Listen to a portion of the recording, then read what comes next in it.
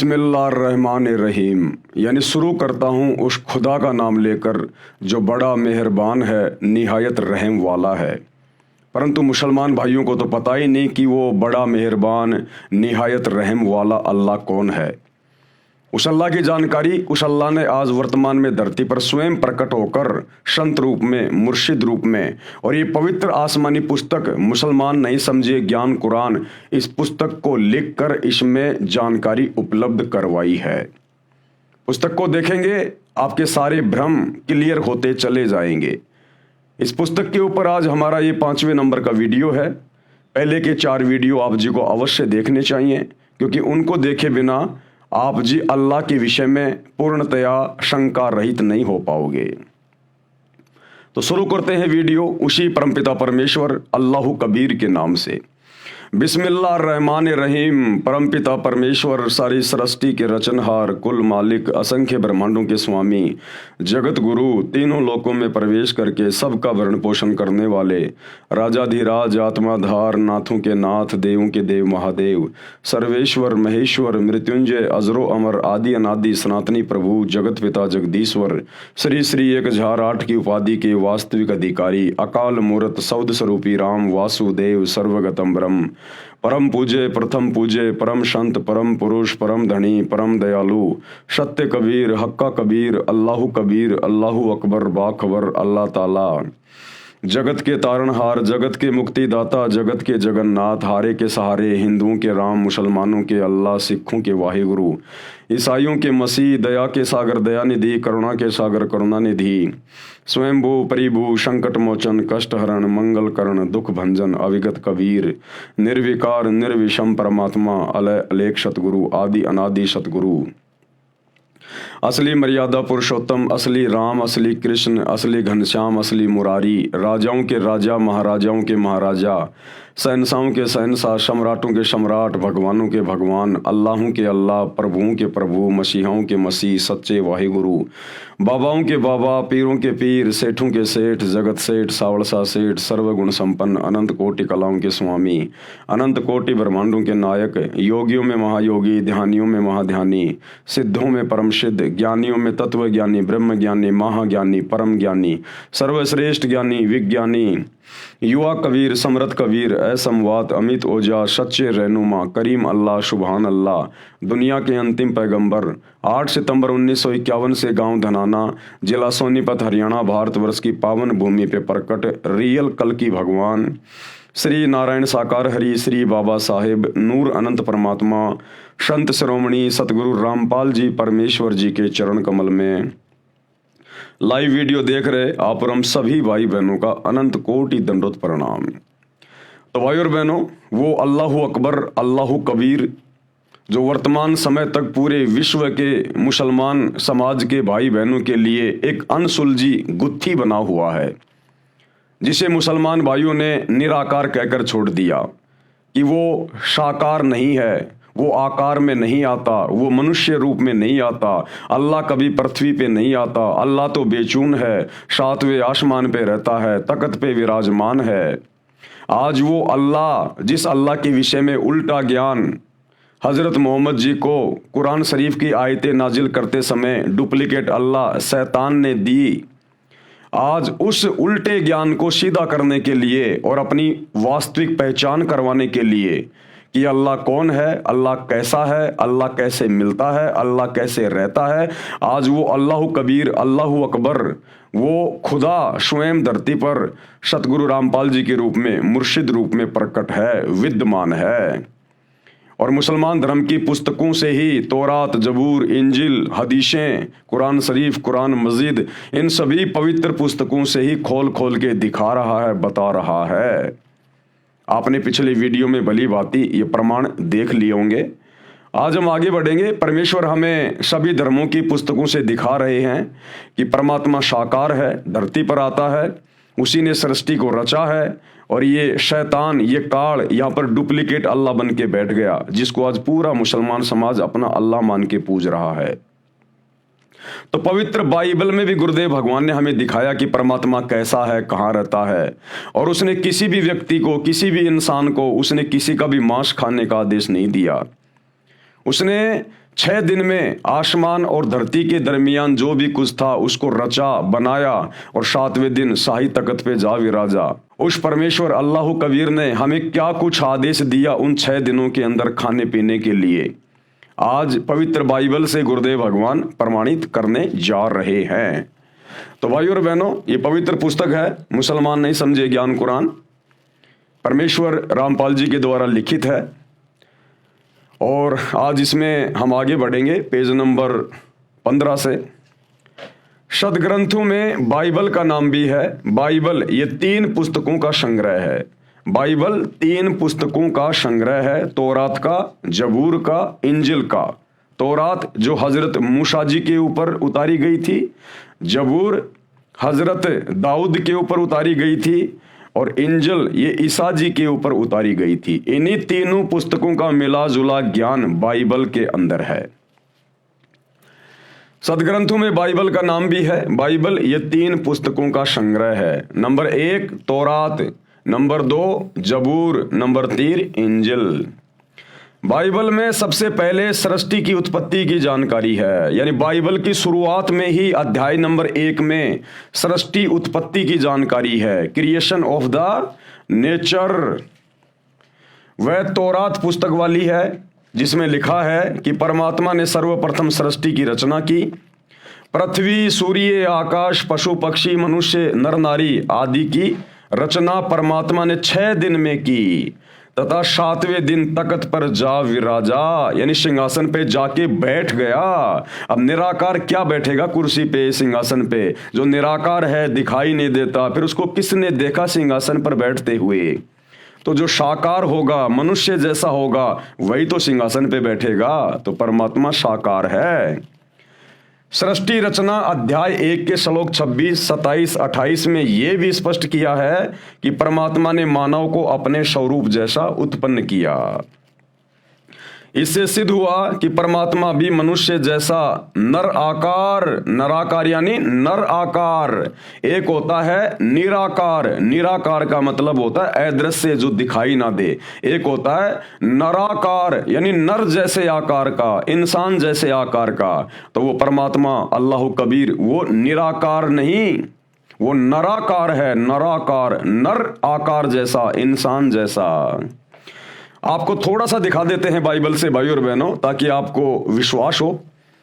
उसके बाद फिर हम आगे बढ़ेंगे, क्योंकि विश्वास कराना बहुत ज़रूरी है। विश्वास के बिना बात बनेगी नहीं। तो ये पवित्र बाइबल है, आपकी आंखों के सामने है। मैंने अपने घर से नहीं बनाई है, पूरी दुनिया इसी बाइबल को पढ़ती है। पवित्र बाइबल अर्थात पुराना और नया धर्म नियम, ये सब कुछ लिखा हुआ है। The Bible society of India, ये सब कुछ है, आप देख सकते हैं। और बाइबल के अंदर जब हम जाएंगे, शुरुआत में ही बाइबल में, बिल्कुल शुरुआत में सब कुछ क्लियर है। ये देखिए, उत्पत्ति अध्याय, ये बाइबल का उत्पत्ति अध्याय 1, और इसका ये 26, 27 और 28 नंबर इसका ये श्लोक है। 26 में क्या लिखा है? फिर परमेश्वर ने कहा, यानी अल्लाह ने कहा, परमात्मा ने कहा, हम मनुष्य को अपने स्वरूप के अनुसार अपनी समानता में बनाएं। अब बताओ, पूरा ईसाई समाज, पूरा मुस्लिम समाज आंखें बंद करके बैठा हुआ है, और ये सदग्रंथ चीख चीख के कह रहे हैं, चीख चीख के, कि अल्लाह कबीर साकार है, मनुष्य के जैसा है। और उस अल्लाह कबीर ने, उस परमेश्वर ने, परम ईश्वर ने, परमेश्वर का मतलब होता है परम ईश्वर, सबसे बड़ा भगवान, उसने मनुष्यों को अपने जैसा, अपनी समानता में बनाया। साफ साफ कह रहा है परमेश्वर कि हम मनुष्य को अपने समानता में, अपने स्वरूप में बनाएं, यानी मैं इंसान को मेरे जैसा बनाऊंगा। तो बताओ फिर भगवान कैसा हुआ, अल्लाह कबीर कैसा हुआ, वो निराकार कैसे हुआ? वो तो नराकार है, नर आकार में, जिन्होंने अपने जैसा आप और हमें बनाया, स्त्री और पुरुषों को बनाया। साफ साफ गवाही दे रहा है बाइबल, बिल्कुल बाइबल को खोलते ही सबसे पहले। फिर परमेश्वर ने कहा, हम मनुष्य को अपने स्वरूप में, अपने स्वरूप के अनुसार अपनी समानता में बनाएं। और वे समुद्र की मछलियों और आकाश के पक्षियों और घरेलू पशुओं और सारी पृथ्वी पर और सब रेंगने वाले जंतुओं पर जो पृथ्वी पर रेंगते हैं अधिकार रखे। ये बातें बोल के परमेश्वर ने, अल्लाह कबीर ने जानवरों को, पशु पक्षियों को काटने का, खाने का आदेश नहीं दिया। पशु पक्षियों पर, जमीन पर रेंगने वाले जीव जंतुओं पर मनुष्य अधिकार रखेगा। इसका मतलब क्या है? मारना काटना नहीं है, उनको खाना नहीं है, क्योंकि परमेश्वर ने हम मनुष्यों को अपने जैसा बनाया है। इसलिए हमारे अंदर बुद्धि अन्य जानवरों से, पशुओं से, पक्षियों से भिन्न है, सर्वश्रेष्ठ है, अलग है। परमेश्वर ने हमें अन्य पशु पक्षियों की तुलना में बुद्धिमान बनाया। तो परमेश्वर ने कहा कि मनुष्य उनके ऊपर अधिकार रखेगा। अधिकार रखने का मतलब है उनको अपने काम में लेगा। गाय को अपने काम में लेगा, भैंस को अपने काम में लेगा, उसके ऊपर अधिकार रखेगा। वो गाय भैंस उसको दूध देगी, उस दूध से बढ़िया बढ़िया मिष्ठान बनेंगे, दही बनेगा, छाछ बनेगा, घी बनेगा, मिठाइयाँ बनेंगी। गाय और भैंस से जो बच्चे पैदा होंगे वो खेतों में काम आएंगे, हल जोतने में काम आएंगे। गाय का गोबर खेत में खाद के रूप में काम आएगा। इसलिए परमेश्वर ने कहा कि सभी जंतुओं के ऊपर मनुष्य अपना अधिकार रखेगा।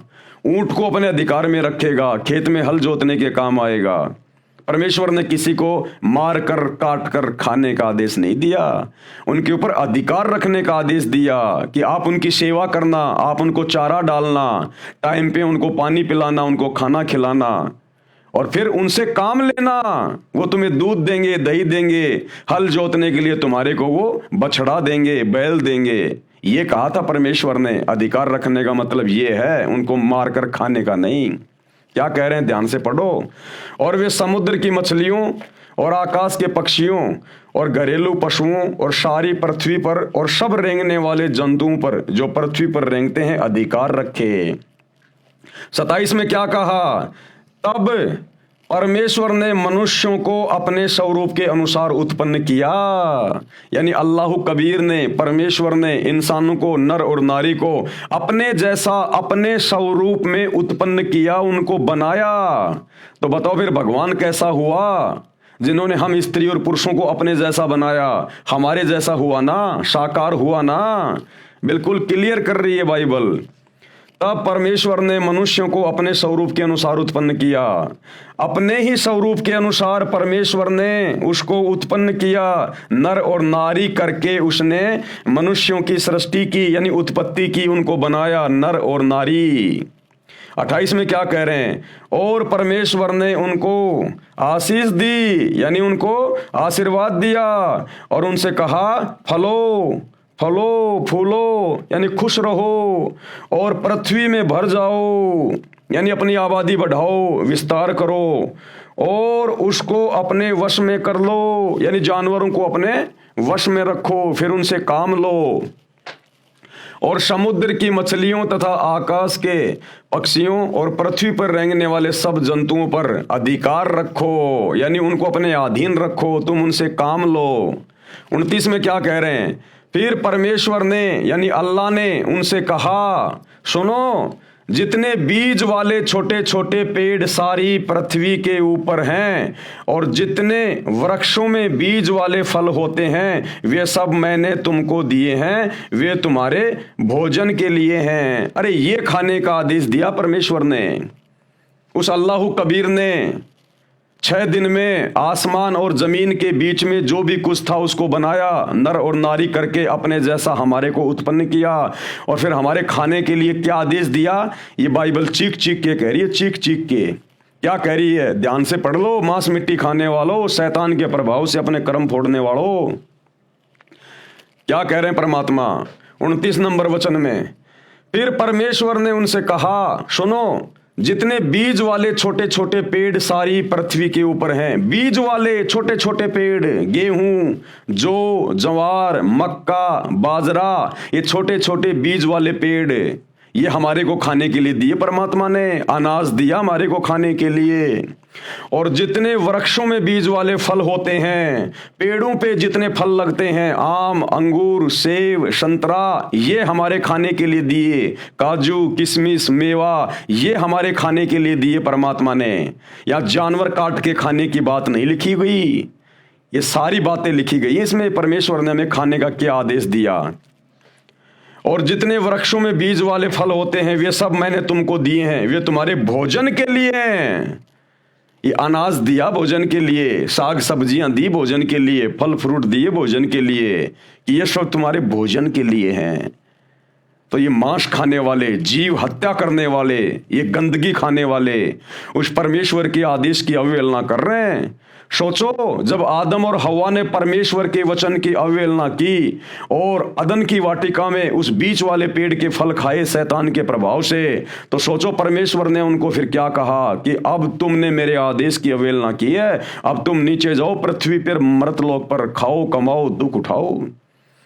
और आज क्या कर रहे हो आप? परमेश्वर ने खाने के लिए हमें आदेश क्या दिया, और उसी शैतान के प्रभाव में आके फिर से आप लोग यही खा रहे हो, मांस मिट्टी, परमेश्वर की आत्माओं को काट काट के खा रहे हो। अरे उस आदम ने तो अदन की वाटिका में फल तोड़ के खाया था उस पेड़ का, उसके प्रतिफल में परमात्मा कितना नाराज हुआ, अल्लाह कबीर परमेश्वर। और यहां उसी शैतान के प्रभाव से, जिसे मुसलमान अपना डुप्लीकेट अल्लाह कहते हैं, ईसाई अपना मसीहा कहते हैं, ये शैतान है, काल। ये परमेश्वर के आदेश की अवहेलना करवाता है, हमें दोषी बनवाता है। तो आदम जी ने तो केवल वो फल खाया था, उसमें भी परमेश्वर के आदेश की अवहेलना हो गई, क्योंकि परमात्मा ने मना किया था तो इस वाटिका में जितने भी पेड़ हैं सबके फल खा सकता है, लेकिन वो जो पेड़ है उसके फल नहीं खाएगा। और आदम ने जब वो फल खा लिया, किसी बकरे को नहीं खाया, मुर्गे को नहीं खाया, फल खाया था, उसके प्रतिफल में भी परमात्मा नाराज हुआ, अल्लाह कबीर, और इस मृत लोक में भेज दिया आजीवन दुख उठाने के लिए। और तुम आज यहां उसी शैतान के प्रभाव में आके उस परमेश्वर की रूह को खा रहे हो, आत्माओं को खा रहे हो, मांस को खा रहा है। कितने बड़े दोषी बन रहे हो। इसीलिए तो मुसलमान धर्म में कोई संत पैदा नहीं होता। अरे इसीलिए मुसलमान धर्म में कोई साधु संत महात्मा पैदा नहीं होता, क्योंकि नेक आत्माओं के घरों में नेक आत्माएं उत्पन्न होती हैं। लेकिन मुसलमान धर्म में, ईसाई धर्म में कोई नेक आत्मा रही नहीं। सबने मांस खा खा के साग सब्जी की तरह अपने कर्म बिगाड़ लिए। तो साधु संत भी पैदा होना भूल गए मुसलमान धर्म में, ईसाई धर्म में। हिंदू धर्म में थोड़ी बहुत नेक आत्मा है, इसलिए साधु संत महात्मा हिंदू धर्म में, हिंदू धर्मों में जन्म ले रहे हैं। तो अपने कर्म बिगाड़ो मत भाइयों और बहनों। आप जिन पवित्र पुस्तकों को बिल्कुल क्लियर मानते हो, एथेंटिक मानते हो, प्रमाणित मानते हो, ये मुसलमान धर्म के लोग, ईसाई धर्म के लोग बाइबल को हाथ में ले लेके दुनिया को ये प्रवचन देते हैं, परमेश्वर का ये वचन है, परमेश्वर का वो वचन है, और खुद परमेश्वर के एक भी वचन पे नहीं चल रहे। अब परमेश्वर का क्या वचन है, इसलिए उस परमेश्वर ने, अल्लाह कबीर ने खुद धरती पर संत रूप में आके बताना पड़ता है। ये बाइबल लिखे हुए कितना टाइम हो गया। इस बाइबल को खोलते ही सबसे पहले यही लिखा है कि परमात्मा, परमेश्वर साकार है, मनुष्य के जैसा है। और आज पूरा ईसाई समाज, मुसलमान समाज परमात्मा को बेचून कह के, फॉर्मलेस कह के, निराकार कह के उससे मुंह फेरे बैठा है। तो क्या खाक वचन पढ़े तुम लोगों ने बाइबल के, कुरान मजीद के, कुरान शरीफ के? क्योंकि वही तो ज्ञान है, उसी शैतान का उतारा हुआ ज्ञान, उसी काल का दिया हुआ ज्ञान है। तुम तो इसको भी ढंग से नहीं समझ पाए। ये ज्ञान भी उस परमेश्वर ने, अल्लाह कबीर ने आज धरती पर आकर बताना पड़ा। और उन्हीं के आदेश से हम आप लोगों को समझा रहे हैं, दिखा रहे हैं कि अब भी आप लोगों की आंखें फूटी पड़ी है भाई और बहनों। तो परमेश्वर ने फल फ्रूट खाने का आदेश दिया। छोटे छोटे बीज वाले पेड़, गेहूं, जौ, ज्वार, मक्का, बाजरा, ये खाने का आदेश दिया। काजू, किशमिश, मेवा, संतरा, आम, अंगूर, ये खाने का आदेश दिया। और हम क्या खा रहे हैं? पेशाबी गंध खा रहे हैं। अरे नर और मादा के संयोग से जो पदार्थ निकलता है उसी से तो वो बच्चा बनता है, अंडा बनता है, मुर्गा बनता है, वो बकरा बनता है। तो पेशाबी गंध खा रहे हो तुम और फिर कहते हो हम बड़े पाक हैं, हम बड़े जो है वो पवित्र हैं। क्या खाक पवित्र हो? तुम्हारे से गंदा तो कोई जान में नहीं होगा। जो पेशाब को खा रहे हैं, पेशाबी गंध खा रहे हैं, उस मैल को खा रहे हैं और ऊपर से परमात्मा के दोषी बन रहे हैं और फिर कहते हैं हम बड़े पाक और पवित्र हैं। ऐसे निकम्मों से जो मांस खाते हैं, चाहे किसी भी धर्म का हो, अल्लाह सौ कोस दूर है, सौ कोस दूर। विचार करो भाई और बहनों, ये सदग्रंथ क्या कह रहे हैं, जो भक्ति का आधार है। फिर परमेश्वर ने उनसे कहा, सुनो, जितने बीज वाले छोटे छोटे पेड़ सारी पृथ्वी के ऊपर हैं और जितने वृक्षों में बीज वाले फल होते हैं वे सब मैंने तुमको दिए हैं, वे तुम्हारे भोजन के लिए हैं, खाने के लिए हैं। और क्या कह रहे हैं आगे, और जितने पृथ्वी के पशु और आकाश के पक्षी और पृथ्वी पर रेंगने वाले जंतु हैं, जिनमें जीवन का प्राण है, यानी जिनमें आत्मा है, रूह है, श्वासें हैं, उन सब के खाने के लिए मैंने सब हरे हरे छोटे पेड़ दिए हैं। यानी पशु पक्षियों के लिए, जानवरों के लिए मैंने हरे भरे छोटे छोटे पेड़ दिए हैं। यानी ये घास फूस वगैरह ये मैंने जानवरों के लिए बनाया है, खाने के लिए। तो जानवर तो बेचारे अपनी हद में है, लेकिन इंसान बेहदी हो गया, बेहदी। और भाई इसकी सजा भोगनी पड़ेगी। इसलिए तो गधे, कुत्ते, सुअर, एक कुतिया एक बार में 8-8 बच्चे पैदा करती है। क्यों कर रही है? उन्हीं निकम्मों को पैदा कर रही है जो पहले इस मनुष्य शरीर में थे, हिंदू मुसलमान थे, सिख ईसाई थे, मांस काट काट के खा रहे थे, शराब पी रहे थे, शैतान की साधना कर रहे थे। आज उनको अपने कर्म भोगने पड़ रहे हैं उस कुतिया के पेट में आके। एक सुअरी 12-12 बच्चे पैदा करती है। क्यों कर रही है? ये वही इंसान है, वही निकम्मी आत्माएं हैं जिन्होंने परमेश्वर के आदेश की उल्लंघना की, सच्चे खुदा की इबादत नहीं की, शैतान की भक्ति करते रहे, डुप्लीकेट भगवान की भक्ति करते रहे और मांस मिट्टी खाते रहे, नशा करते रहे, चोरी जारी करते रहे, ब्याज लेते रहे, झूठ बोलते रहे। अब वो जानवर के पेट में जन्म ले रहे हैं और कष्ट भोग रहे हैं, दुख भोग रहे हैं। तो परमेश्वर ने तो पशु पक्षियों के लिए खाने को क्या कहा है, क्या दिया है, वो भी सब कुछ बाइबल में लिखा हुआ है। और पृथ्वी पर रेंगने वाले जंतु हैं जिनमें जीवन का प्राण है, उन सब के खाने के लिए मैंने सब हरे हरे छोटे पेड़ दिए हैं। और वैसा ही हो गया। परमेश्वर ने कहा कि जैसा मैंने कहा वैसा ही होता चला गया। पेड़ बन गए, घास फूस बन गए, सब बन गए। तब परमेश्वर ने जो कुछ बनाया था सबको देखा तो क्या देखा कि वह बहुत ही अच्छा है। तब सांझ हुई, फिर भोर हुई और इस प्रकार छठा दिन हो गया। इस प्रकार छठा दिन हो गया। 6 दिन कंप्लीट हो गए। परमेश्वर ने 6 दिन में आसमान और जमीन के दरमियान जो भी कुछ था उसको पैदा किया, उत्पन्न किया। और 7वें दिन वो अल्लाह कबीर, वो परमेश्वर, वो शतलोक के सिंहासन पे जाके बैठ गया। अब परमेश्वर ने 6 दिन में किस किस को क्या आदेश दिया, सब कुछ बाइबल में लिखा हुआ है। किसी को मांस खाने का आदेश नहीं दिया, किसी जानवर को भी मांस खाने का आदेश नहीं दिया परमेश्वर ने। सतयुग में शेर भी मांस नहीं खाता था। गुरुदेव कहते हैं कुछ ऐसे पेड़ हुआ करते थे, उसकी छाल के वो पंजा मार के और वो तरल पदार्थ पिया करता था, घास फूस खाया करता था, पेड़ के पत्ते खाया करता था। शेर भी, सतयुग में जानवर भी मांस नहीं खाते थे। आगे चलकर शैतान के प्रभाव से फिर ये पूरा सिस्टम बिगड़ गया। तो इंसान को मांस खाने का आदेश कैसे देगा? वो कादर अल्लाह, निहायत मेहरबान, रहम दिल अल्लाह। एक आत्मा को दूसरी आत्मा के माध्यम से क्यों कटवाएगा? क्या वो निर्दयी है क्या, अन्यायी है क्या? वो नहीं देगा। तो 6 दिन में परमात्मा ने जमीन और आसमान के बीच में जो भी कुछ था उसको बनाया। इंसानों को क्या खाना है, जानवरों को क्या खाना है, परमेश्वर ने उनको बता भी दिया अपने वचन में, और उनके लिए वो चीजें उसने उत्पन्न भी कर दी। और 7वें दिन वो तख्त पे जा बैठा, वो सबसे बड़ा अल्लाह, सुप्रीम गॉड।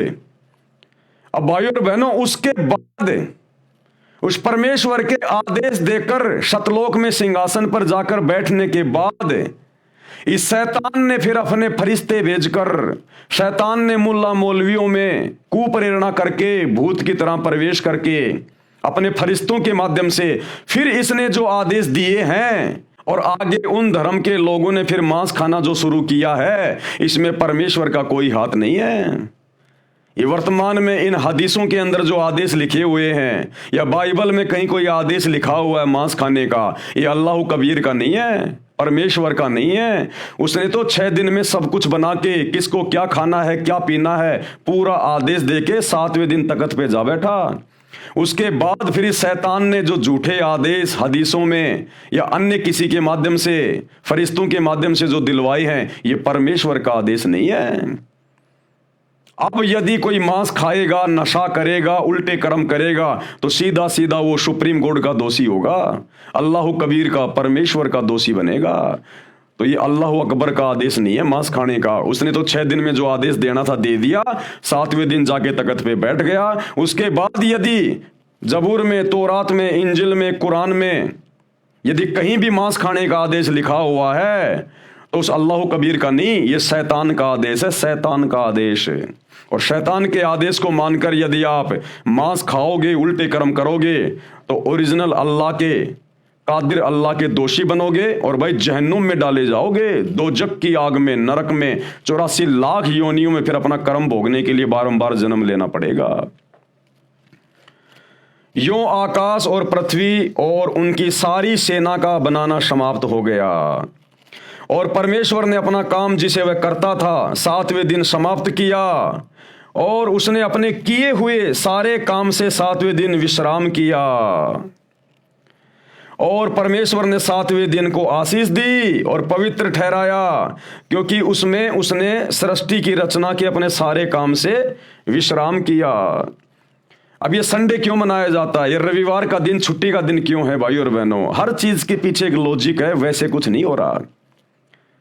7वें दिन छुट्टी का दिन क्यों है, संडे, रविवार? क्योंकि परमेश्वर ने 7वें दिन फिर विश्राम किया। उस परमात्मा ने 6 दिन में सृष्टि रच के 7वें दिन तख्त पे विश्राम किया, आराम किया। इस कारण से, उस परमेश्वर की प्रेरणा से, अन्यथा ये शैतान तो हमारे को 7 दिन ये गधा बना के रखना चाहता है, बैल और गधे की तरह हमारे से मेहनत करवाता है। लेकिन ये एक दिन जो ये छुट्टी का है, रविवार, ये भी उस अल्लाह कबीर परमेश्वर सतगुरु रामपाल जी भगवान की दया से यहां पर शुरू हुआ है, 7वां दिन छुट्टी का। क्योंकि परमेश्वर ने 6 दिन में सृष्टि रची और 7वें दिन खुद तख्त पे जाके विश्राम किया, और हमारे लिए भी परमात्मा ने एक ये दिन विश्राम का दिन रख दिया। ये रविवार इसलिए मनाया जाता है। आगे क्या लिखा है परमेश्वर ने? मनुष्य की उत्पत्ति, आकाश और पृथ्वी की उत्पत्ति का वृतांत, आकाश और पृथ्वी की उत्पत्ति का वृतांत, ये वही चल रहा है। उत्पत्ति 1 यह है कि जब वे उत्पन्न हुए, अर्थात जिस दिन यहोवा परमेश्वर ने, यानी समर्थ परमात्मा ने, अल्लाह कबीर ने पृथ्वी और आकाश को बनाया, तब मैदान का कोई पौधा भूमि पर न था और न मैदान का कोई छोटा पेड़ उगा था, क्योंकि यह यहोवा परमेश्वर ने पृथ्वी पर जल नहीं बरसाया था और भूमि पर खेती करने के लिए मनुष्य भी नहीं था, तो भी कोहरा पृथ्वी से उठता था। यानी परमात्मा ने 6 दिन में जो भी कुछ बनाया, उस समय पृथ्वी पर कोई इंसान नहीं था।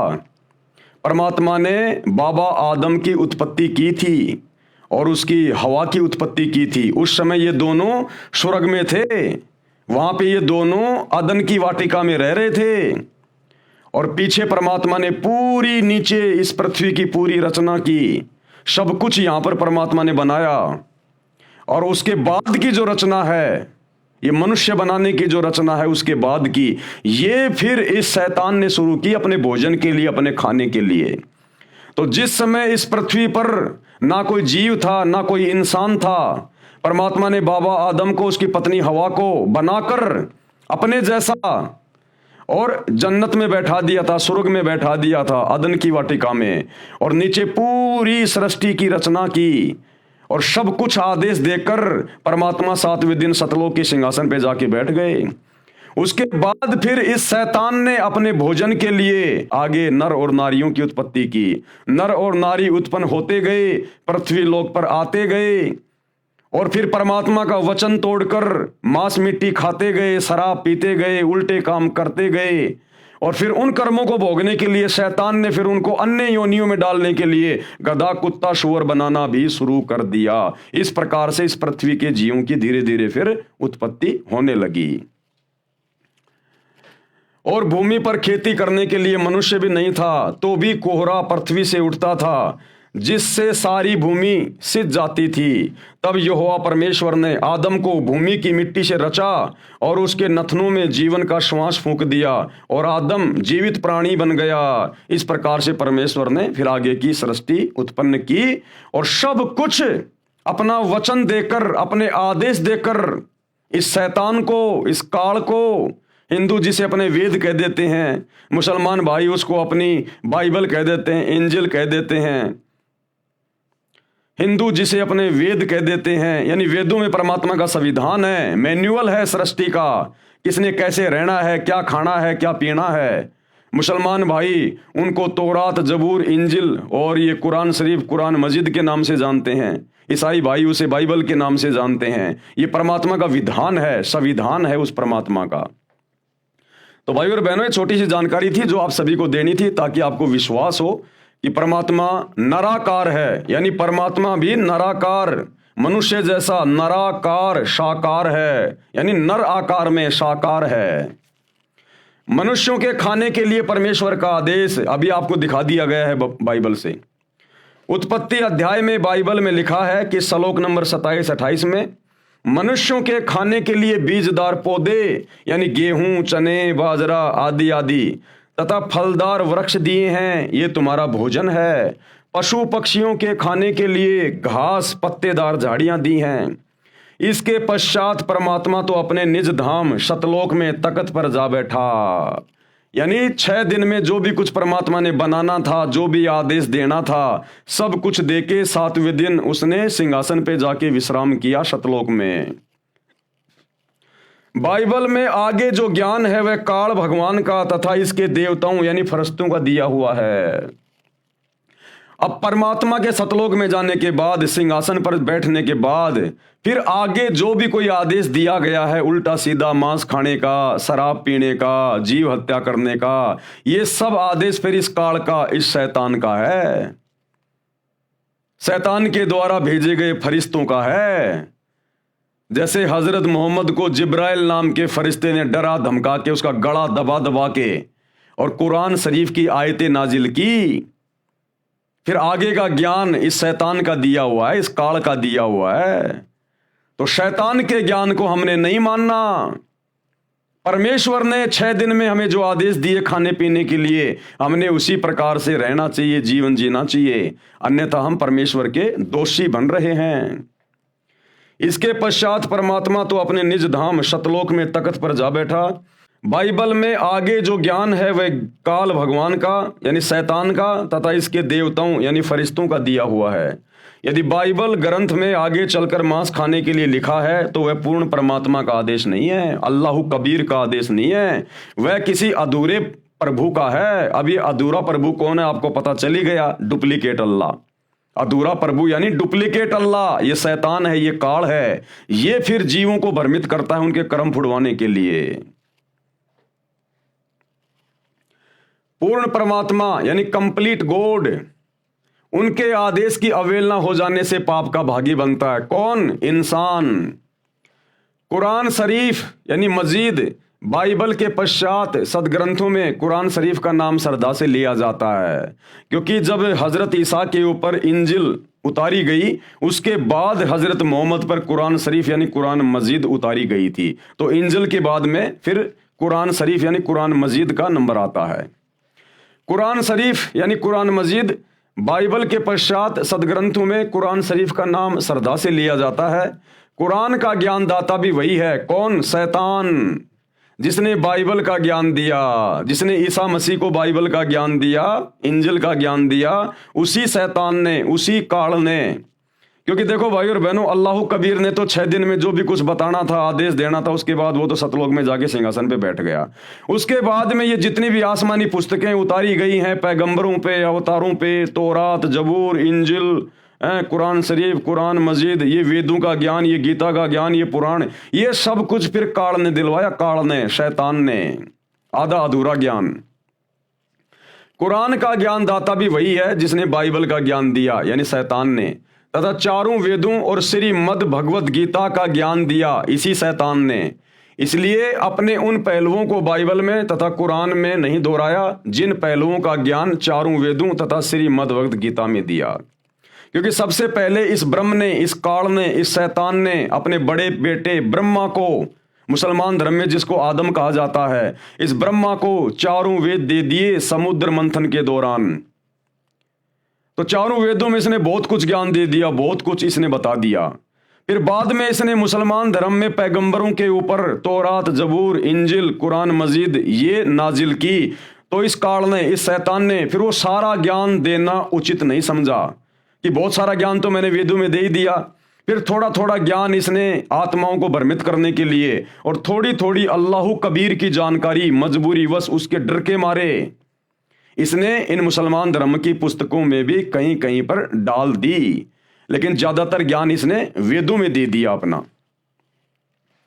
क्या कह रहे परमात्मा? इसलिए उसने उन पहलुओं का बाइबल में तथा कुरान में नहीं दोहराया जिन पहलुओं का ज्ञान चारों वेदों तथा श्रीमद् भगवत गीता में दिया है। उपनिषद ये संख्या में 11 हैं, 11 उपनिषद माने जाते हैं। उपनिषद का ज्ञान किसी ऋषि का अपना अनुभव है। ये जो उपनिषदों का ज्ञान है ना, ये शैतान का दिया हुआ नहीं, वैसे है तो शैतान की प्रेरणा से ही, क्योंकि ऋषि मुनि महात्मा ये सब शैतान की साधना किया करते थे। तो जैसा भी शैतान ने इनको प्रकाश रूप में इनको दर्शन दिए या जैसा भी इनको भक्ति का अनुभव करवाया, उस आधार से इन्होंने अपने अनुभव की पुस्तकें लिख दी। परमात्मा कैसा है, क्योंकि वो शैतान दिखाई देता नहीं, उसने सौगंध खा रखी है। ये लगा लगा के समाधि हजारों साल तक बैठे रहते थे। अंत में सहस्रार कमल में, जहां पर ये काल ज्योति निरंजन रहता है, शैतान रहता है, वहां पर इनकी समाधि चली जाती है। वहां इनको ज्योतियां दिखाई देती है, प्रकाश ही प्रकाश दिखाई देता है। अंत में ये मान लेते हैं कि अल्लाह तो निराकार है, वो तो प्रकाश रूप है, और फिर अपना अनुभव पुस्तकों में लिख देते हैं। तो ये उपनिषदों का जो ज्ञान है, जो संख्या में 11 उपनिषद हैं, इनमें अल्लाह का ज्ञान नहीं है, परमात्मा का ज्ञान नहीं है। ये साधु संत महात्माओं ऋषियों का अपना खुद का भक्ति अनुभव का ज्ञान है। इन उपनिषदों से केवल हम उसी ज्ञान को स्वीकार करेंगे जो ज्ञान वेदों से मेल खाएगा, जो ज्ञान सूक्ष्म वेद से मेल खाएगा, कबीर परमेश्वर के कबीर सागर से मेल खाएगा। इन उपनिषदों से हमने केवल उसी ज्ञान को लेना है। अन्य ज्ञान हमारे किसी काम का नहीं, वो किसी व्यक्ति विशेष का अपना अनुभव है। उपनिषद ये संख्या में 11 माने जाते हैं। उपनिषद का ज्ञान किसी ऋषि का अपना अनुभव है।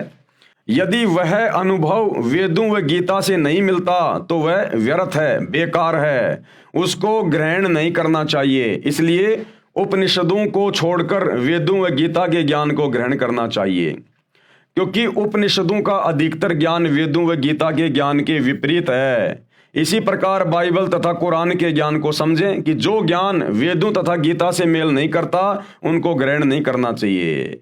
यानी मुसलमान धर्म की चारों पुस्तकें, यदि उनका ज्ञान चारों वेदों और गीता से मेल नहीं खाता है तो वो ज्ञान किसी काम का नहीं है, वो शैतान का जबरदस्ती फालतू का ठोका हुआ ज्ञान है। वेदों व गीता में जो ज्ञान सूक्ष्म वेद से नहीं मिलता, अब क्या समझाना चाह रहे हैं परमात्मा भाई और बहनों, थोड़ा सा दिमाग पे जोर डालना। परमात्मा कहना चाह रहे हैं कि जो ज्ञान वेदों से मेल नहीं खाता, जो ज्ञान वेदों से मेल नहीं खाता, वो ज्ञान हमने बिल्कुल भी स्वीकार नहीं करना है। वो चाहे मुसलमान धर्म की चारों पुस्तकों का ज्ञान हो, चाहे 11 उपनिषदों का ज्ञान हो, चाहे 18 पुराणों का ज्ञान हो। जो ज्ञान वेदों से मेल नहीं खाता वो ज्ञान हमने स्वीकार नहीं करना। और जो ज्ञान वेदों का जो ज्ञान सूक्ष्म वेद से मेल नहीं खाता, सूक्ष्म वेद यानी कबीर परमात्मा का ज्ञान, कबीर अल्लाह कबीर की वाणियां, कबीर सागर, आदरणीय गरीबदास जी का सदग्रंथ साहिब, जो ज्ञान कबीर सागर से मेल नहीं खाता, कौन सा? वेदों वाला जो ज्ञान और गीता वाला जो ज्ञान सूक्ष्म वेद से मेल नहीं खाता, कबीर सागर से, कबीर परमात्मा की वाणियों से, उनके ज्ञान से मेल नहीं खाता, वो ज्ञान भी हमने नहीं मानना है। क्योंकि सर्वोपरि ज्ञान है सूक्ष्म वेद में। सूक्ष्म वेद यानी वो कबीर परमात्मा धरती पे प्रकट होकर जो ज्ञान देता है फिर उसको लिखवा देता है। जैसे 650 साल पहले आए कबीर दास नाम से, उन्होंने सूक्ष्म वेद लिखवा दिया आदरणीय धर्मदास जी के माध्यम से, कबीर सागर।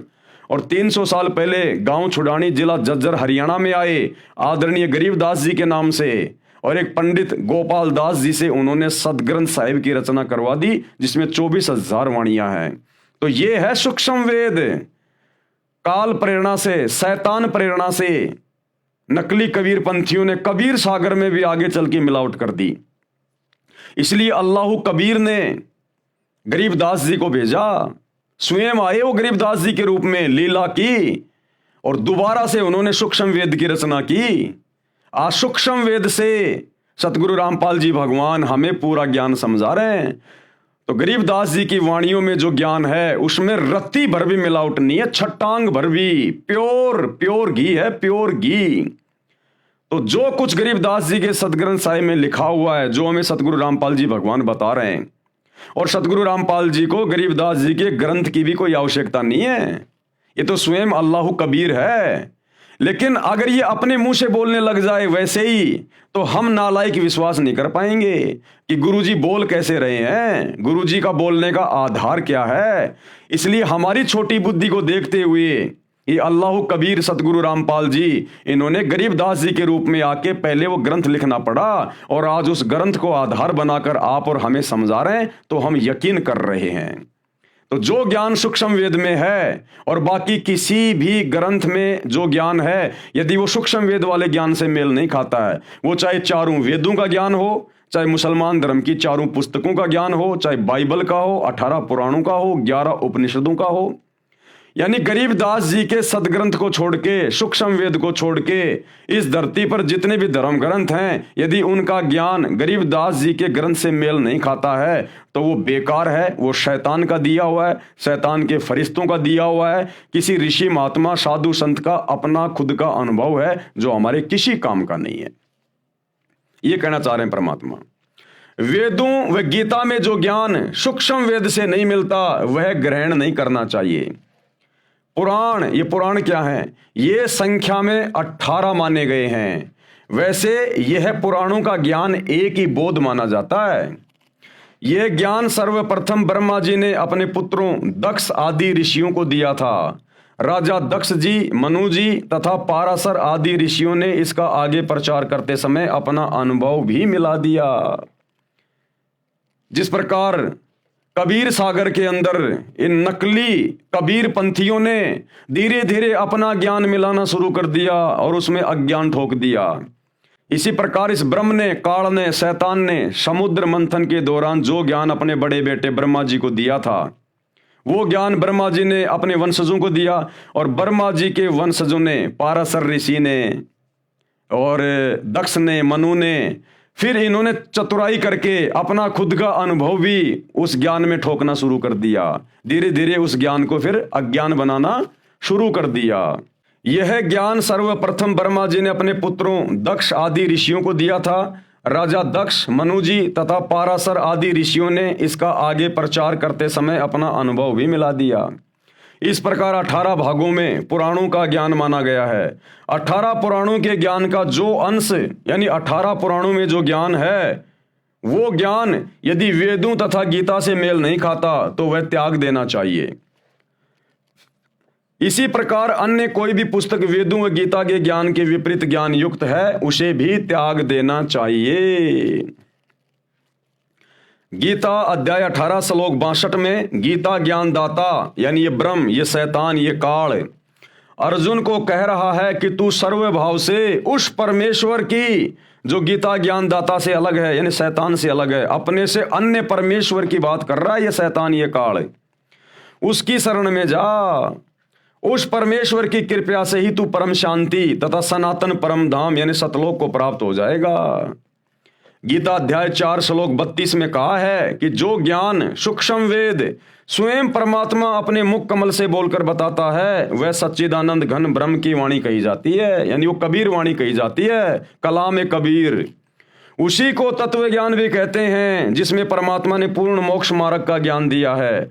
गीता अध्याय 4 श्लोक 34 में कहा है कि उस तत्व ज्ञान को जो कलाम कबीर में लिखा हुआ है, कबीर की वाणियों में जो ज्ञान है, सूक्ष्म वेद में जो ज्ञान है, ये शैतान, ये ब्रह्म, ये काल गीता का ज्ञान देते समय श्री कृष्ण जी में भूत की तरह प्रवेश करके अर्जुन को कह रहा है कि उस तत्व ज्ञान को, जो ज्ञान वो कबीर परमात्मा सच्चिदानंद घन ब्रह्म पूर्ण परमेश्वर इस पृथ्वी पर संत रूप में आके देता है, वाणियां बोलता है, सदग्रंथ लिखवाता है, उस ज्ञान को तू किसी तत्वदर्शी संत की शरण में जाकर समझ। जिस प्रकार हजरत मोहम्मद जी को यही शैतान, यही काल है, सूरत फुरकान 25 आयत नंबर 58 से 59 में कह रहा है कि वो अल्लाह जिसने 6 दिन में आसमान और जमीन के बीच में जो भी कुछ था उसको बनाया और 7वें दिन तख्त पे जावे राजा, उसकी जानकारी किसी बाखबर से जा पूछो कि हजरत मोहम्मद मुझे उसकी जानकारी नहीं है पूरी, उसकी इबादत की पूरी जानकारी मेरे पास नहीं है, वो जानकारी तुझे कोई बाखबर बताएगा, यानी उस ज्ञान को जानने वाला। और यही बात ये शैतान, ये काल, ये सबको ऐसे ही भ्रमित रखता है, हिंदुओं को, मुसलमानों को। यही ज्ञान ये शैतान, ये काल गीता का ज्ञान देते समय अर्जुन को कह रहा है अध्याय 4 श्लोक 34 में कि उस तत्व ज्ञान को जो वो परमात्मा स्वयं धरती पे आके बताता है, उस तत्व ज्ञान को तू तत्वदर्शी संतों के पास जाकर समझ। मुसलमान धर्म में तत्वदर्शी संत को कहते हैं बाखबर, इल्म वाला। तो इससे हमारी समझ में आ जाना चाहिए कि हिंदुओं के वेदों का और गीता का ज्ञान और मुसलमानों की चारों पुस्तकों का ज्ञान और बाइबल का ज्ञान इसी काल ने, इसी शैतान ने दिया है, जो आधा अधूरा है। तभी तो कह रहा है कि मेरे पास कंप्लीट जानकारी नहीं है। हिंदुओं को कह रहा है कि तत्वदर्शी संत के पास जाके समझो उस ज्ञान को, उस अल्लाह की जानकारी को, कि भाई तुम कैसे जन्म और मरण से छूटोगे, कैसे तुम गधे कुत्ते सूअर बनने से छूटोगे, कैसे तुम सतलोक में जाओगे, 7वें आसमान पर अपने अल्लाह के पास जाओगे। किसी तत्वदर्शी संत के पास जाकर पूछ। और कुरान शरीफ में हजरत मोहम्मद को कह रहा है कि किसी बाखबर से जाके पूछ, मेरे को नहीं पता उस कंप्लीट गॉड का, अल्लाह कबीर का। इसलिए भाई और बहनों, वो अल्लाह कबीर स्वयं धरती पर आकर संत रूप में, मुर्शिद रूप में अपना ज्ञान देता है, जो वर्तमान में सतगुरु रामपाल जी के रूप में प्रकट हैं और अपना ज्ञान दे रहे हैं। आवश्यकता है तो धैर्य के साथ में उनके सत्संग सुनने की। उस तत्व ज्ञान को तू तत्वदर्शी संतों के पास जाकर, यानी बाखबर के पास जाकर समझ। उनको दंडवत प्रणाम करके प्रश्न करने से वे तत्वदर्शी संत तुझे तत्व ज्ञान का उपदेश करेंगे। अब वो बाखबर, वो तत्वदर्शी संत कैसे प्रश्न होगा? वो प्रश्न होगा भक्ति करने से। जब उनसे उपदेश ले लेंगे, नाम दीक्षा ले लेंगे और उनके वचन में रहकर, उनकी मर्यादा में रहकर भक्ति करेंगे। ये मांस मिट्टी खाना छोड़ देंगे, रूह को मार के काट के खाना छोड़ देंगे, नशा करना छोड़ देंगे, झूठ बोलना, चोरी करना, ब्याज लेना, किसी की आत्मा को दुखाना, ये सारे कुकर्म जो शैतान ने, काल ने लगा रखे हैं, इन सब से पीछे हटके जब हम उस सतगुरु की, मुर्शिद की भक्ति करेंगे, तब वो प्रसन्न होगा और हमें फिर आगे का रास्ता बताएगा, मुक्ति का, मोक्ष का। गीता अध्याय 15 श्लोक 1 में तत्वदर्शी संत की पहचान बताई है। अब उस बाखबर की पहचान बताई है तत्वदर्शी संत की। कहा है कि जो संत संसार रूपी वृक्ष के सर्व भागों को जानता है, वह वेद विद अर्थात वेदों के तात्पर्य को जानता है, वह तत्वदर्शी संत है। सूक्ष्म वेद अर्थात सच्चिदानंद घन ब्रह्म की वाणी में बताया है। कबीर अक्षर पुरुष एक पेड़ है, निरंजन वाकी डार, ये क्षर पुरुष, ये काल, ये शैतान उसकी डार है, और तीनों देवता शाखा हैं, ये ब्रह्मा विष्णु महेश, और पात रूप संसार। यानी जो महापुरुष, जो संत संसार रूपी पेड़ की पूरी व्याख्या कर दे, यानी ये काल कौन है, शैतान कौन है, अक्षर पुरुष कौन है, ये तीनों देवता कौन है, बाकी नर और नारी कौन है, क्यों इसको शैतान कहा जाता है, क्यों इसने अपना ये प्रपंच फैला रखा है, क्यों हम जन्म और मरण के चक्कर में हैं, क्यों ये चारों धर्म बन गए, किसने बना दिए? जो ये संपूर्ण ज्ञान दे दे और संसार की उत्पत्ति कैसे हुई, कायनात की रचना कैसे हुई, जो ये संपूर्ण जानकारी दे दे, समझ लेना वो तत्वदर्शी संत है, वो बाखबर है। और आज वो बाखबर, वो तत्वदर्शी संत एकमात्र सतगुरु रामपाल जी हैं। अन्यथा सतयुग से लेकर और वर्तमान समय तक 39 लाख साल बीत गए, आज तक किसी ने सृष्टि रचना का ये कंप्लीट ज्ञान नहीं दिया इनके अलावा। तो ये स्वयं बाखबर है, तत्वदर्शी संत है, स्वयं ये अल्लाह कबीर है। इसी सच्चिदानंद घन ब्रह्म की वाणी को तत्व ज्ञान भी कहते हैं, यानी सतगुरु रामपाल जी के सत्संगों को ही तत्व ज्ञान कहते हैं। सतगुरु रामपाल जी के द्वारा लिखी गई पुस्तकों में जो ज्ञान है उसी को तत्व ज्ञान कहते हैं, जो आप जी देख रहे हैं। गीता अध्याय 15 श्लोक 4 में कहा है कि तत्व ज्ञान की प्राप्ति के पश्चात ये शैतान ये काल कह रहा है अर्जुन को कि जब तेरे को उस तत्वदर्शी संत से तत्व ज्ञान प्राप्त हो जाए, पहली बात तो बड़ा मुश्किल है उस तत्वदर्शी संत की पहचान करना। वो तत्वदर्शी संत स्वयं पृथ्वी पर आकर अपनी पहचान करवाता है, कोई जीव की औकात नहीं जो उसको पहचान ले। ये अल्लाह कबीर है। तो आज आप और हमारा सौभाग्य है, परमात्मा ने अपने ज्ञान का, अपनी रहमत का पिटारा खोल रखा है, स्वयं अपनी पहचान करवा रहा है आगे बढ़ के। अन्यथा सतयुग से लेकर द्वापर तक साधु संत महात्मा ऋषि मुनि तड़प तड़प के मर गए, जंगलों में जा जाके साधना करके तप करके शरीर गड़ा दिया। शेख फरीद जैसों ने अपना शरीर मिट्टी बना दिया, बाजीद जैसों ने जंगल में गुफाओं में जा जाके साधना की। ऋषि मुनियों की आंखों की पलकें जमीन पे टिक जाया करती थी, इतने समय तक भगवान की खोज में, उसकी भक्ति में बैठे रहते थे, घर परिवार छोड़ के, अन्न पानी छोड़ के, लेकिन वो तरीका सही नहीं था, जिस कारण से उनको भी तत्वदर्शी संत नहीं मिला। और इतनी साधना करके, इतना तप करके, इतना बलिदान करके भी वो गधे कुत्ते सुअर बन के घूम रहे हैं। आज आप और हमारा सौभाग्य, क्योंकि ये कलयुग की बिचली पीढ़ी का समय है, ये भक्ति युग है। इसी समय परमात्मा धरती पे आता है, अल्लाह कबीर विशेष तौर पर आत्माओं का मोक्ष करने के लिए। तो आज आप और हमारा कितना बड़ा सौभाग्य है, गोल्डन चांस है। बिन बुलाए परमात्मा धरती पे आया हुआ है और आगे बढ़कर हमें अपनी जानकारी दे रहा है। ना जंगल में जाना, ना तप करना, ना भूखा मरना, ना परिवार छोड़ना, इतनी सहज और सरल भक्ति दे रहा है कि भैया ये मंत्रों का जाप करो, अपना धंधा करो, अपने बाल बच्चों के साथ में रहो, ये राम नाम के लड्डू खाओ और अपने बच्चों को भी खिलाओ। इतना सरल तरीका, ना मंदिर में जाना, ना मस्जिद में जाना, ना व्रत करना, ना रोजे करना, ना भूखा मरना, कुछ नहीं करना, इतना आसान तरीका। तो आज आप और हमारा सौभाग्य है, अन्यथा इसको कोई पहचान नहीं सकता, इसको कोई जान नहीं सकता।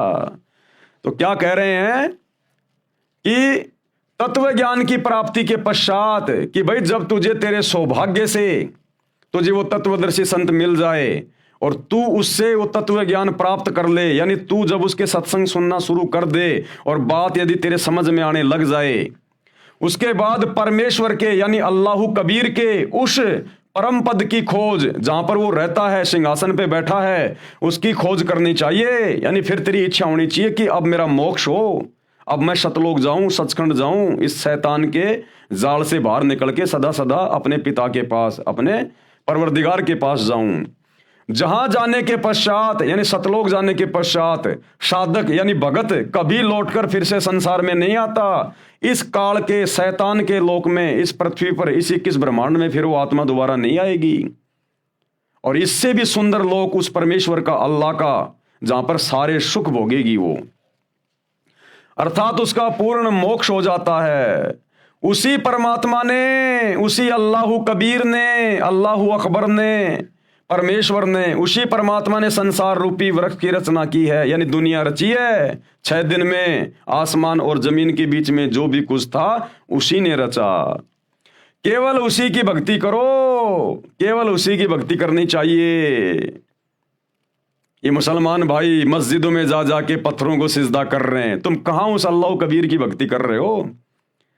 अरे जो पीर पैगंबर मर गए, जो ओलिया मर गए, मुल्ला मौलवी मर गए, उनकी मज़ारों में, उनके समाधियों पे जाके तुम मत्था टेक रहे हो।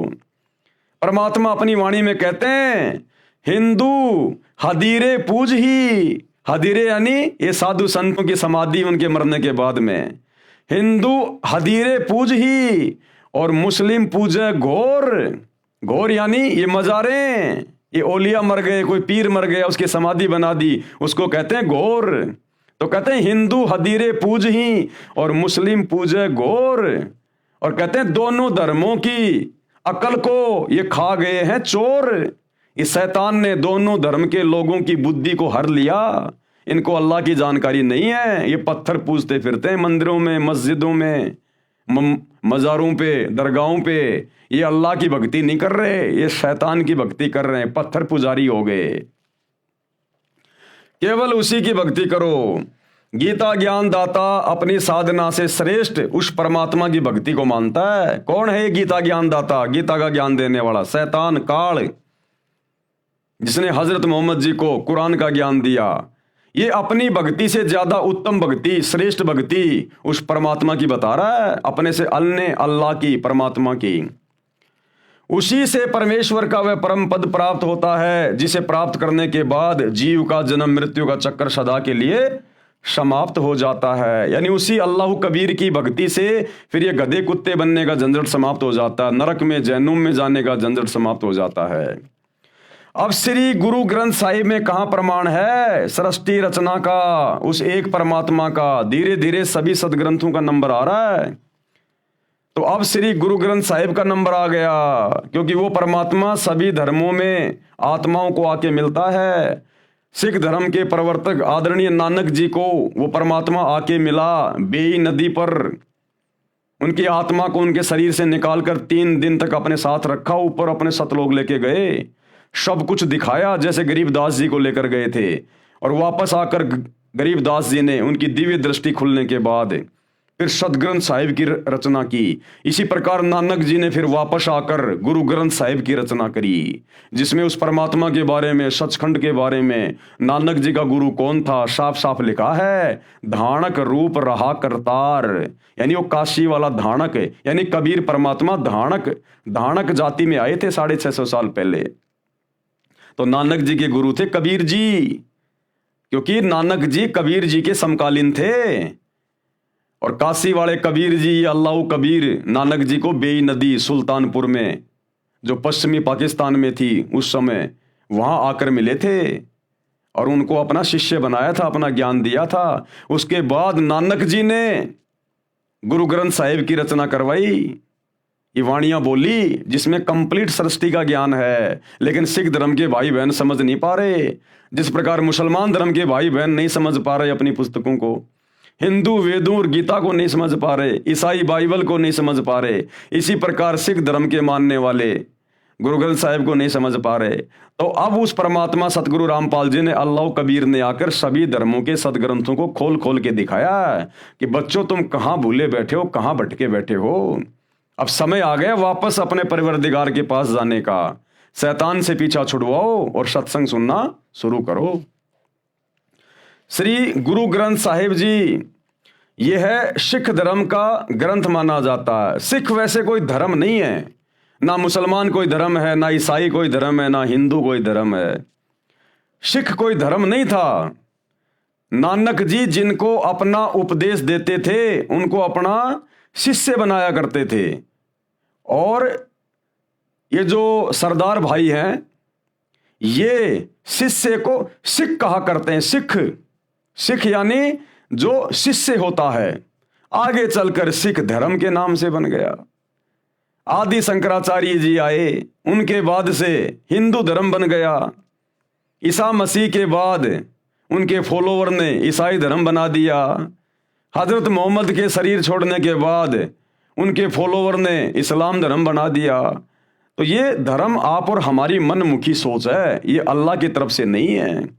ये शैतान ने सारे सिस्टम खड़े करवाए हैं आप और हमें उलझाने के लिए, क्योंकि इस समय उस अल्लाह ने धरती पर आना था सतगुरु रामपाल जी के रूप में। तो उस समय कोई भी उनकी बात ना माने, सब अपने अपने धर्मों को, अपने अपने ज्ञान को सर्वश्रेष्ठ मान के और एक दूसरे से लड़ते रहें, झगड़ते रहें। इसलिए इस काल की सुनियोजित ये चाल है हम आत्माओं को भटकाने के लिए। लेकिन भाई वो अल्लाह कबीर सतगुरु रामपाल जी भगवान शैतान का बाप है। वो जिस कार्य के लिए आता है उसको पूरा करके जाता है।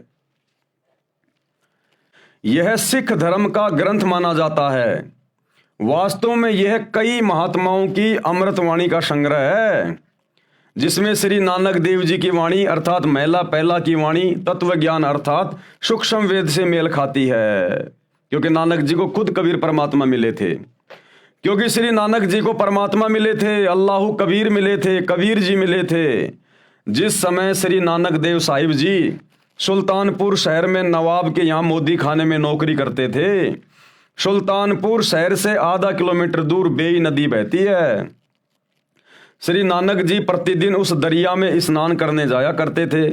एक दिन परमात्मा, कौन परमात्मा? अल्लाह कबीर, कबीर जी जिंदा बाबा की वेशभूषा में बेई नदी पर प्रकट हुए। वहाँ श्री नानक देव जी से ज्ञान चर्चा हुई। उसके पश्चात श्री नानक जी ने दरिया में डुबकी लगाई।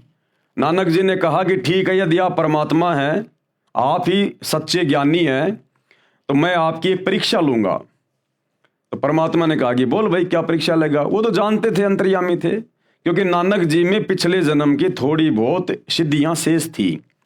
तो नानक जी ने कहा कि इस बेई नदी में मैं डुबकी लगाऊंगा और आप मेरे को ढूंढ के दिखा देना, मैं मान जाऊंगा कि आप अल्लाह हो।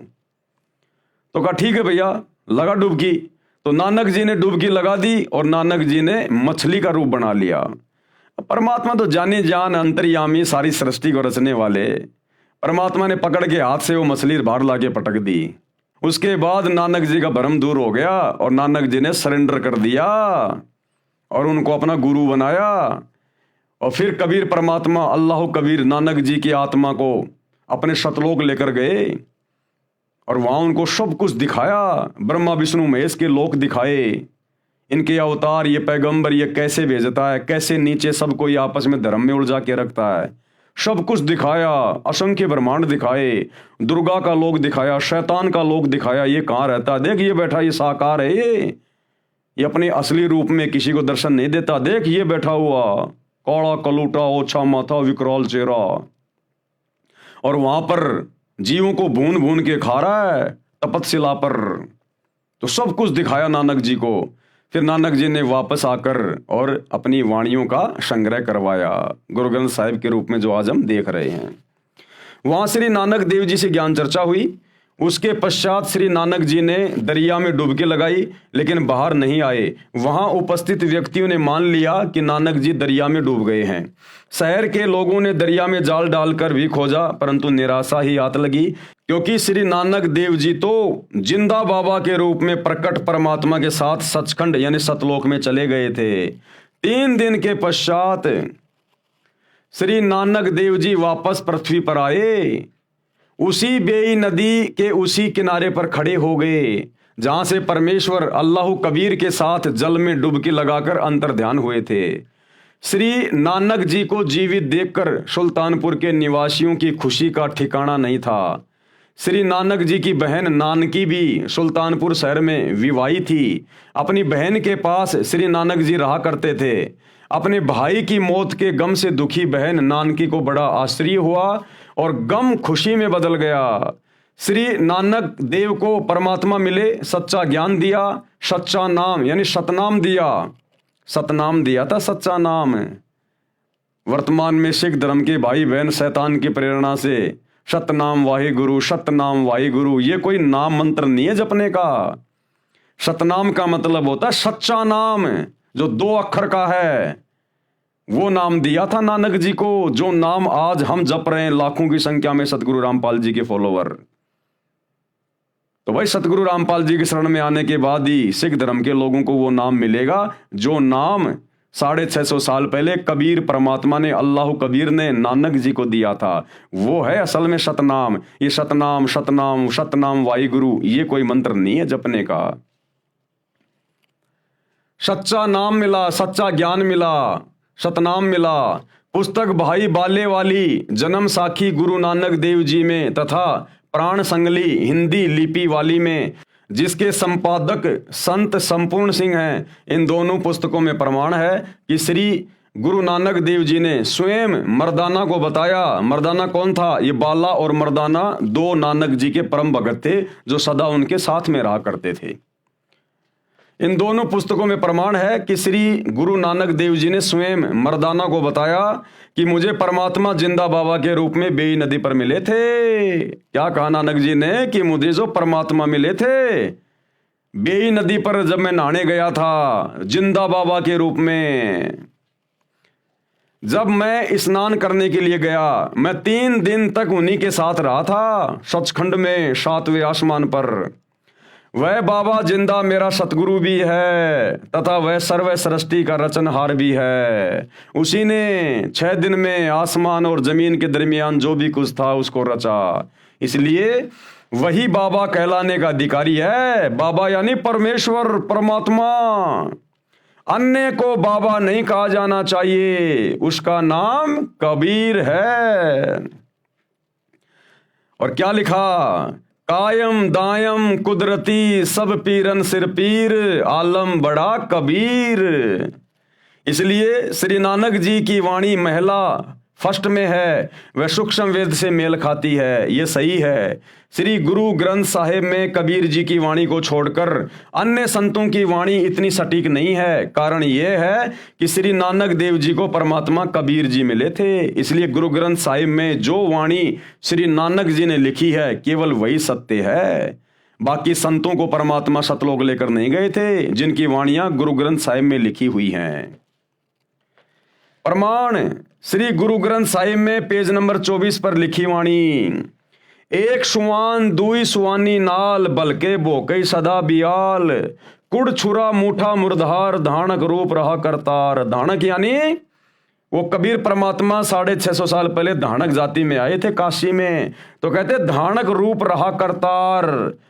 करतार यानी वो परमात्मा, सबको रचने वाला, सबका भगवान। कहते हैं वो तो धानक रूप है, वो कबीर है, वो काशी वाला।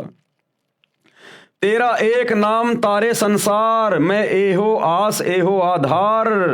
नानक जी कह रहे हैं अपने गुरु के बारे में, कबीर जी के बारे में, कि तेरा एक नाम, वो सतनाम जो आपने मुझे दिया 2 मंत्र का, कहते हैं आपका वही एक नाम है जो मुझे पार उतारेगा, मेरा मोक्ष करेगा। मैं उसी की आस लेकर जी रहा हूं, उसी के ऊपर आधारित हूं।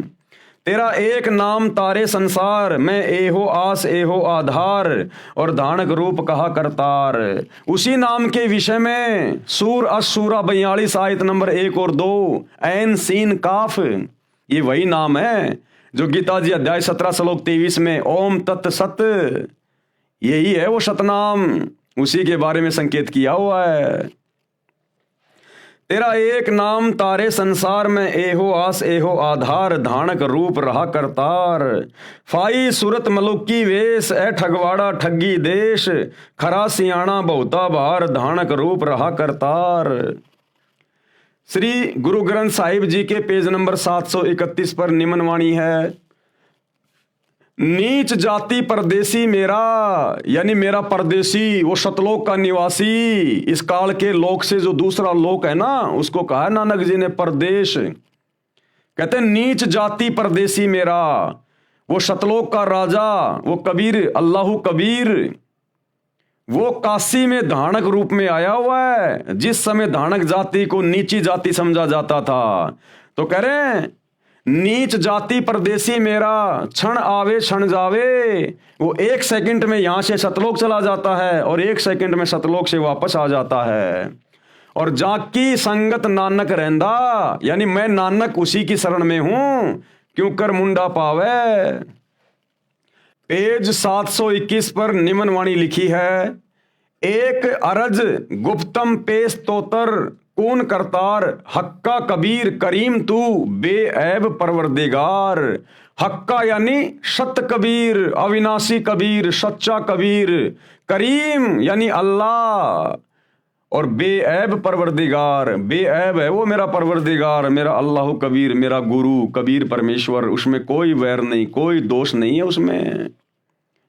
ये उपरोक्त अमृतवाणी श्री गुरु ग्रंथ साहिब जी की है, जिससे सिद्ध हुआ कि श्री नानक जी को परमात्मा मिले थे, वह कबीर करतार है। यही कबीर करतार जिंदा बाबा के रूप में मुसलमान धर्म के अंतिम पैगंबर हजरत मोहम्मद जी को मिले थे।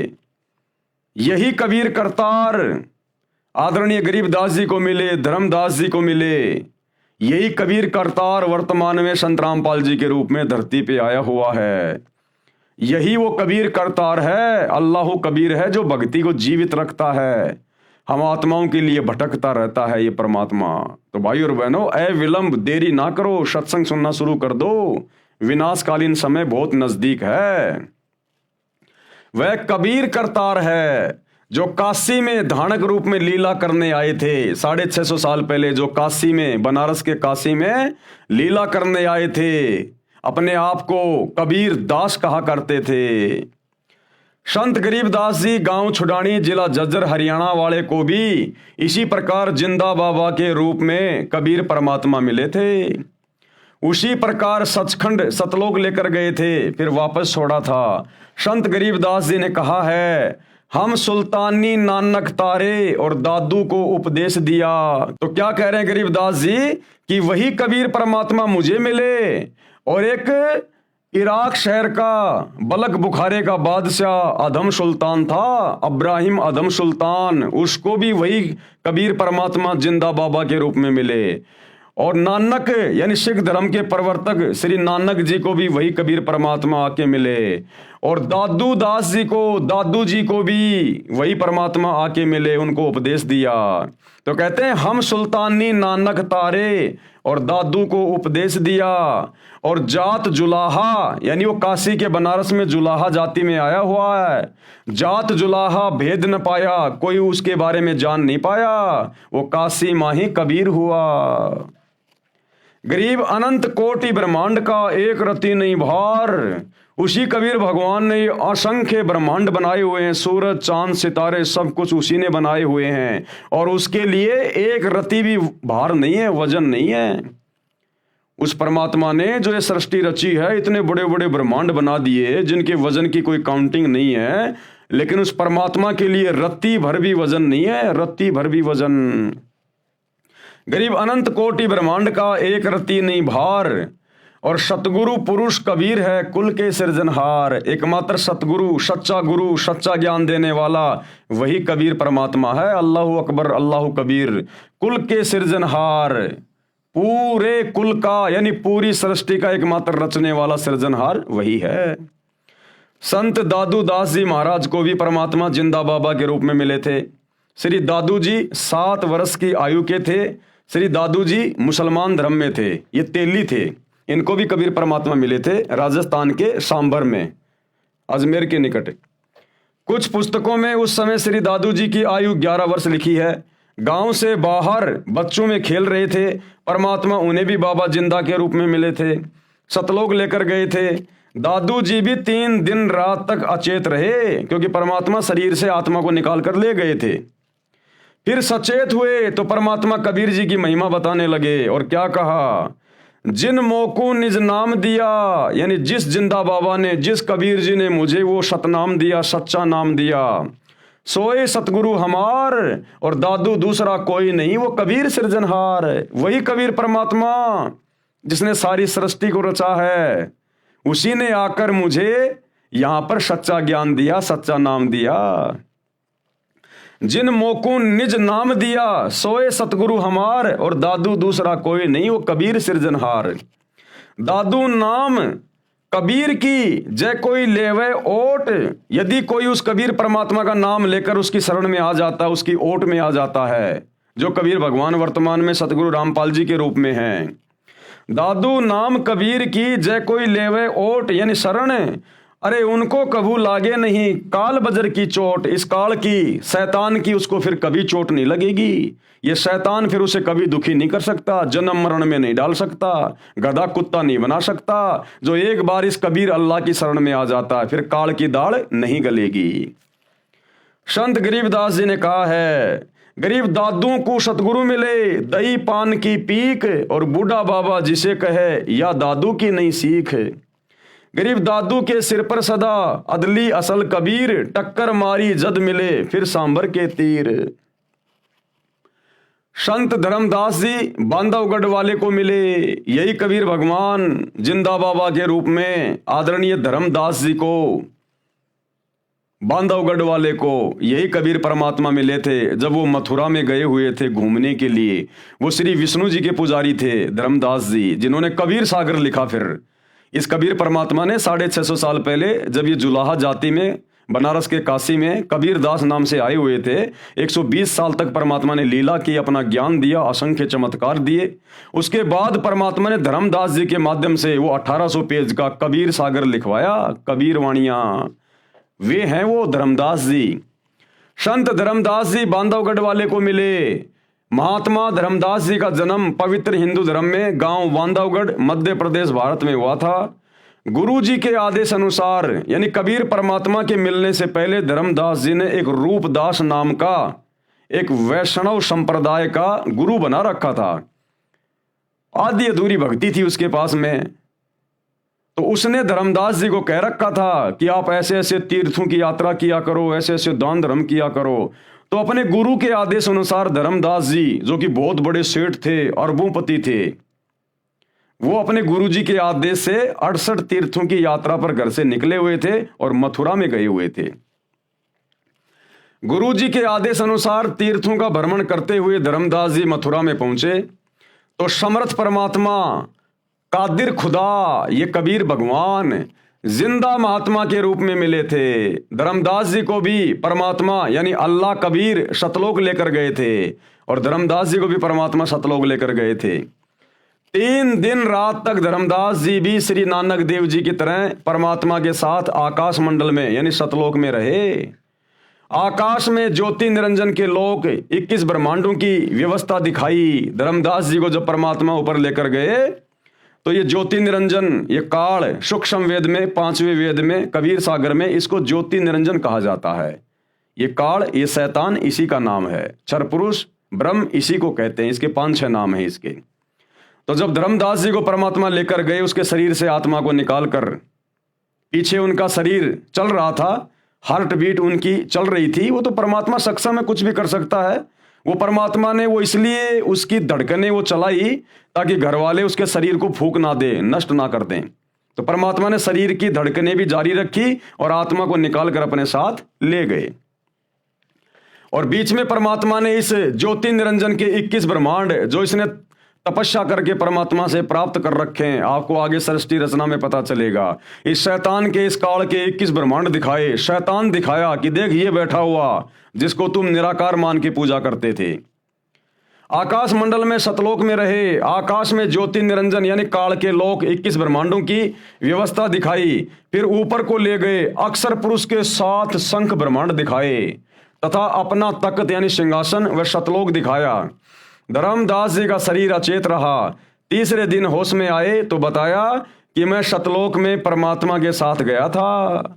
वे परमात्मा काशी शहर में लीला करने आए हैं, उनको मिलूंगा।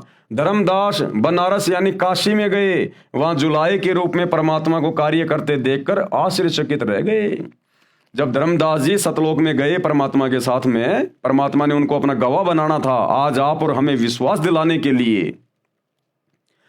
तो सतलोक में परमात्मा ने कहा कि भाई मैं नीचे बनारस के काशी में रहता हूं, कबीर जुलाहा मेरा नाम है और जुलाई का काम करता हूं। भाई तू बांधवगढ़ से काशी में आ जाना मेरे से मिलने के लिए। तो धर्मदास जी की आत्मा जैसे 3 दिन बाद उनके शरीर में आई, वो सीधे कहां चले गए? अपने परवरदिगार, अपने कबीर अल्लाह से मिलने काशी में। वहां जुलाहे के रूप में परमात्मा कबीर को कार्य करते देखकर आश्चर्यचकित रह गए, चरणों में गिर गए तथा यथार्थ भक्ति मार्ग प्राप्त करके कल्याण कराया कि हे कबीर भगवान, हे परमात्मा, सारी सृष्टि के परवरदिगार, ये परमात्मा आप सारी सृष्टि को रचने वाले और काशी में गरीब जुलाहे के रूप में आप लीला कर रहे हो। धर्मदास के आश्चर्य का ठिकाना नहीं रहा। भाई और बहनों, ये समर्थ परमात्मा है, ये ऐसी लीला करता है, इसको हर कोई जान नहीं पाता। ये शैतान भी धोखे में रहता है जब ये परमात्मा संत रूप में धरती पे आता है। इसलिए ये कबीर भगवान, इसको कोई पहचान नहीं सकता। ये जिन जिन आत्माओं पे दया करेगा, रजा करेगा, वही आत्माएं इनको पहचान सकती हैं, इनके सत्संग सुन सकती हैं। ये जो पुस्तकें जो आपको दिखाई जा रही है, वीडियो बनाए जा रहे हैं, गुरुदेव ने लाखों की संख्या में जो सत्संग कर दिए, भले पूरी दुनिया पढ़ो, पूरी दुनिया सुनो, लेकिन उनकी शरण में वही आएगा जिसके ऊपर उनकी खुद की रजा होगी, उनकी मर्जी होगी। इसलिए सौभाग्य होगा उन हिंदू, मुस्लिम, सिख, ईसाई भाई बहनों का जो गुरुदेव के सत्संग सुनकर या हमारे जैसे उनके कुत्ते जो भौंक रहे हैं उनकी महिमा में आप लोगों को जगा रहे हैं, इन पुस्तकों को देखकर पढ़कर यदि कोई उनके सत्संग सुनना शुरू कर दे और समझ में आ जाए और अपने परिवरदिगार पर ईमान लेके आ जाए, उनसे उपदेश लेके भक्ति शुरू कर दे, तो उसका कल्याण संभव है। वरना यहाँ आप चाहे कितने बड़े मुल्ला मौलवी हैं, चाहे ब्रह्मा विष्णु महेश क्यों ना है आप, ये ब्रह्मा विष्णु महेश भी जब इनकी भक्ति समाप्त होगी इनको इनके पदों से नीचे गिराया जाएगा। जिस प्रकार भारत देश का प्रधानमंत्री जब चुनाव हार जाता है तो प्रधानमंत्री के पद से नीचे गिरा दिया जाता है, फिर आम आदमी की तरह रहता है। इसी प्रकार ब्रह्मा विष्णु महेश इस पृथ्वी लोक पर भक्ति करके आज वो ब्रह्मा विष्णु महेश बने हुए हैं। जिस दिन उनकी भक्ति समाप्त उनको ये काल नरक में ठोकेगा, गधा कुत्ता सुअर बनाएगा, 84 में डालेगा। ये ऐसे दुर्गति करता है तो आप और हमारी 2 कोटि के जीवों की क्या औकात है जो भक्ति नहीं करी तो हमारे साथ में क्या होगा, विचार कर लेना इन बातों का। वहां जुलाहे के रूप में परमात्मा को कार्य करते देखकर आश्चर्यचकित रह गए, चरणों में गिर गए तथा यथार्थ भक्ति मार्ग प्राप्त करके कल्याण करवाया। हजरत मोहम्मद जी को भी परमात्मा मक्का में जिंदा महात्मा के रूप में मिले थे। यही कबीर परमात्मा जिंदा महात्मा के रूप में अपनी आत्माओं के लिए भटकता रहता है। और हजरत मोहम्मद जी को भी जब हजरत मोहम्मद जी मक्का गए हुए थे हज करने के लिए तो वहां पर मिले थे हजरत मोहम्मद जी को जिंदा बाबा के रूप में, और उनको वहीं सतलोक लेकर गए थे। उनको सब कुछ बताया, सब कुछ दिखाया, ज्ञान समझाया कि ऐ मोहम्मद तू तो शैतान की भक्ति में उलझा हुआ है, तू जन्म मरण के चक्कर से बाहर नहीं निकल सकता, गधा कुत्ता बनने से नहीं बच सकता, तू काल की शैतान की भक्ति कर रहा है। और जिंदा बाबा के रूप में कबीर जी ने हज करने गए हजरत मोहम्मद जी को पूरा ज्ञान बताया और अपने साथ जैसे नानक जी की आत्मा को ले गए और धर्मदास जी की आत्मा को लेकर गए, ऐसे ही हजरत मोहम्मद जी को परमात्मा सतलोक ले गए थे। सब कुछ दिखाया, शैतान दिखाया, सब कुछ दिखाया, लेकिन हजरत मोहम्मद जी ने उनकी बात को स्वीकार नहीं किया। कलमा तो ले लिया, मंत्र तो ले लिया, अल्लाहु कबीर अल्लाहु कबीर, लेकिन मान बढ़ाई में, क्योंकि हजरत मोहम्मद जी के उस समय लाखों की संख्या में फॉलोवर हो गए थे, जिस कारण से हजरत मोहम्मद जी का मन ऊपर नहीं लगा और उस आत्मा ने वहां रहना स्वीकार नहीं किया। फिर वापस उस कबीर परमात्मा ने, अल्लाहु कबीर ने, जो जिंदा रूप में उनको काबा में मिले थे, उनको वापस छोड़ दिया। इसलिए तो हजरत मोहम्मद जी को काल कह रहा है सूरत फुरकानी 25 आयत नंबर 52 से 59 में कि ऐ हजरत तुझे जो जिंदा मिला था, जो चैतन्य मिला था, जो कभी मरने वाला नहीं है, वो जिंदा बाबा के रूप में जो तुझे काबा में मिला था, जिसने 6 दिन में आसमान और जमीन के दरमियान जो भी कुछ था वो बनाया और 7वें दिन तख्त पे जा विराजा, उसकी जानकारी किसी बाखबर से जा पूछ कि उसकी भक्ति से मोक्ष होगा। मैं कंप्लीट अल्लाह नहीं हूं, मैं तो डुप्लीकेट हूं। वो है ओरिजिनल सुप्रीम गॉड जो हजरत मोहम्मद जी को जिंदा बाबा के रूप में जब वो हज करने गए थे तो काबा में मिले थे और सारी बातें समझाई थी कि भैया इन मंदिरों में धक्के खाने से कुछ नहीं मिलेगा, ये तो महादेव का मंदिर है, एक हिंदू राजा ने बनवाया था, ये मुसलमान जिसे अपना ये मक्का मदीना कहते हैं, काबा कहते हैं, ये तो शंकर जी का मंदिर है, वहां तो शैतान की पूजा होती है, काल की पूजा। सब कुछ समझाया था हजरत मोहम्मद जी को कि यहां धक्के खाने से कुछ नहीं मिलेगा। हजरत मोहम्मद जी को भी परमात्मा यानी वही कबीर परमेश्वर जो आज सतगुरु रामपाल जी के रूप में आए हुए हैं, मक्का में जिंदा महात्मा के रूप में मिले थे। जिस समय नबी मोहम्मद काबा मस्जिद में हज के लिए गए हुए थे तथा उनको अपने लोक में ले गए जो एक ब्रह्मांड में राजदूत भवन बना हुआ है, यानी इसी 21 ब्रह्मांड में कबीर परमात्मा ने अपना एक मिनी सतलोक बना रखा है। जिस प्रकार प्रत्येक देश में और हर एक देश का राजदूत भवन होता है, इसी प्रकार इस 21 ब्रह्मांड में शैतान के लोक में उस कबीर परमात्मा ने सूक्ष्म रूप में अपना एक मिनी सतलोक सचखंड बना रखा है। वहां लेके गए थे हजरत मोहम्मद जी को कि अगर ये भी मेरी बात मान जाएगा, मेरे ज्ञान को स्वीकार कर लेगा, तो फिर मैं इसको सही भक्ति देके फिर इसको सतलोक भी ले जाऊंगा, लेकिन वो नहीं रहे वहां। परमात्मा कबीर जी ने हजरत मोहम्मद जी को समझाया तथा अपना ज्ञान सुनाया, परंतु हजरत मोहम्मद जी ने परमात्मा के ज्ञान को नहीं स्वीकारा और ना सतलोक में रहने की इच्छा व्यक्त की। इसलिए हजरत मोहम्मद को वापस शरीर में भेज दिया। उस समय हजरत मोहम्मद जी के कई हजार मुसलमान अनुयायी बन चुके थे। अहंकार में फूल गया था, मान बढ़ाई आ गई थी। उनकी महिमा संसार में पूरी गति से फैल रही थी और कुरान के ज्ञान को सर्वोत्तम मान रहे थे। संत गरीबदास जी ने बताया कि कबीर परमेश्वर जी मोहम्मद साहिब जी को ऊपर लोक में ले गए, परंतु वहां नहीं रहा। गरीबदास जी ने कहा है कि कबीर परमेश्वर जी ने बताया है, हम मोहम्मद को सतलोक दीप ले गयो और इच्छा रूपी वहां नहीं रहो, यानी वहां हजरत मोहम्मद जी नहीं रहे।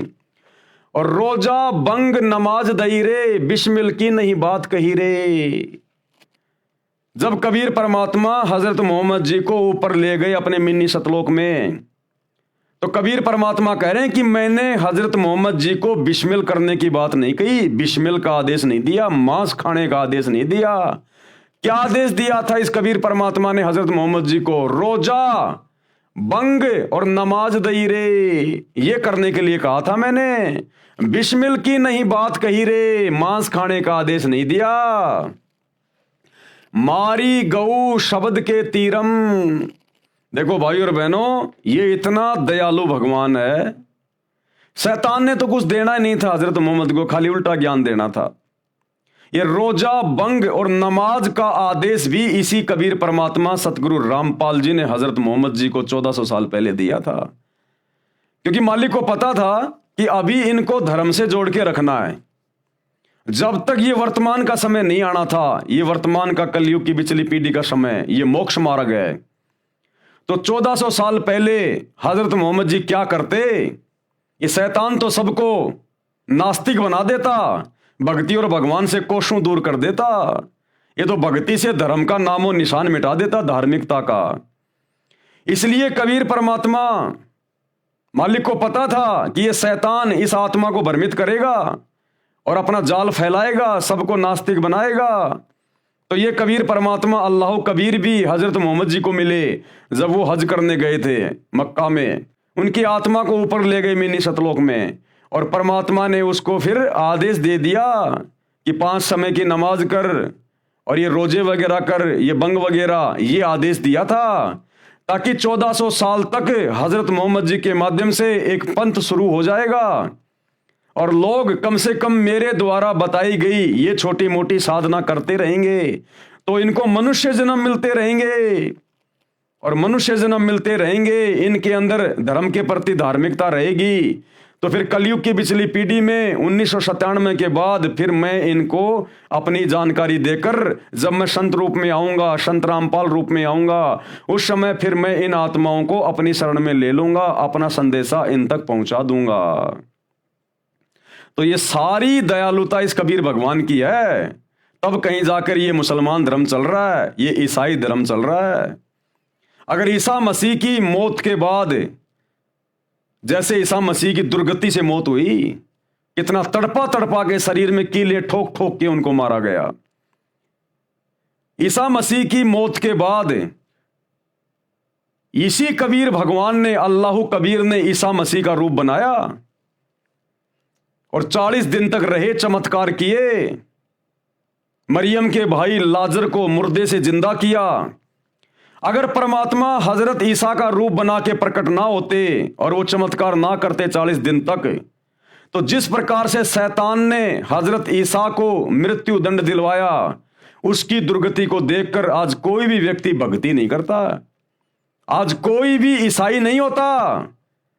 सब लोग यही सोचते कि जो ईसा मसीह अपने आप को परमेश्वर का पुत्र कहा करता था, जब उसकी भक्ति करते करते अंत में ऐसी दर्दनाक दुखदायक अकाल मृत्यु हुई है, जानवर से भी बदतर मौत मिली, तो फिर क्या फायदा ये भक्ति करने का? हमें क्या मिलेगा? सब लोग नास्तिक हो जाते।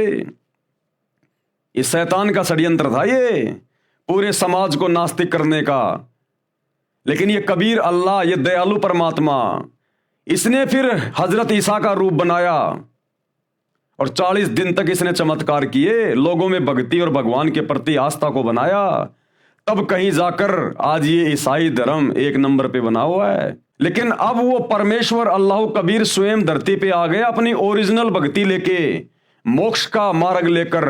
अब यदि ये ईसाई समाज के लोग, मुसलमान समाज के लोग, हिंदू समाज के लोग, सिख समाज के लोग यदि अब इनकी शरण में नहीं आए और सतगुरु रामपाल जी के द्वारा बताई गई सतभक्ति शुरू नहीं की, तो भैया फिर ईसा मसीह जैसी भयंकर दुर्गति होगी, भयंकर दुर्गति।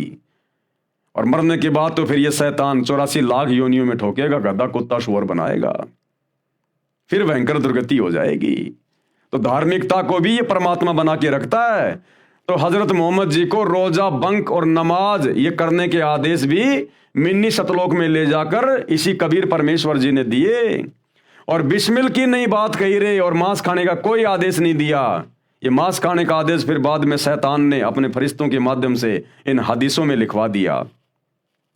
मारी गऊ शब्द के तीरम, ऐसे होते मोहम्मद पीरम। हजरत मोहम्मद जी ने एक बार अपने शब्द से, अपने वचन से एक गाय को मार दिया था। तलवार से नहीं मारा, काटा नहीं था, खाने के लिए नहीं, अपनी शक्ति को प्रदर्शित करने के लिए अपने शब्द से, अपने वचन से, अपने भक्ति से गाय को मार दिया।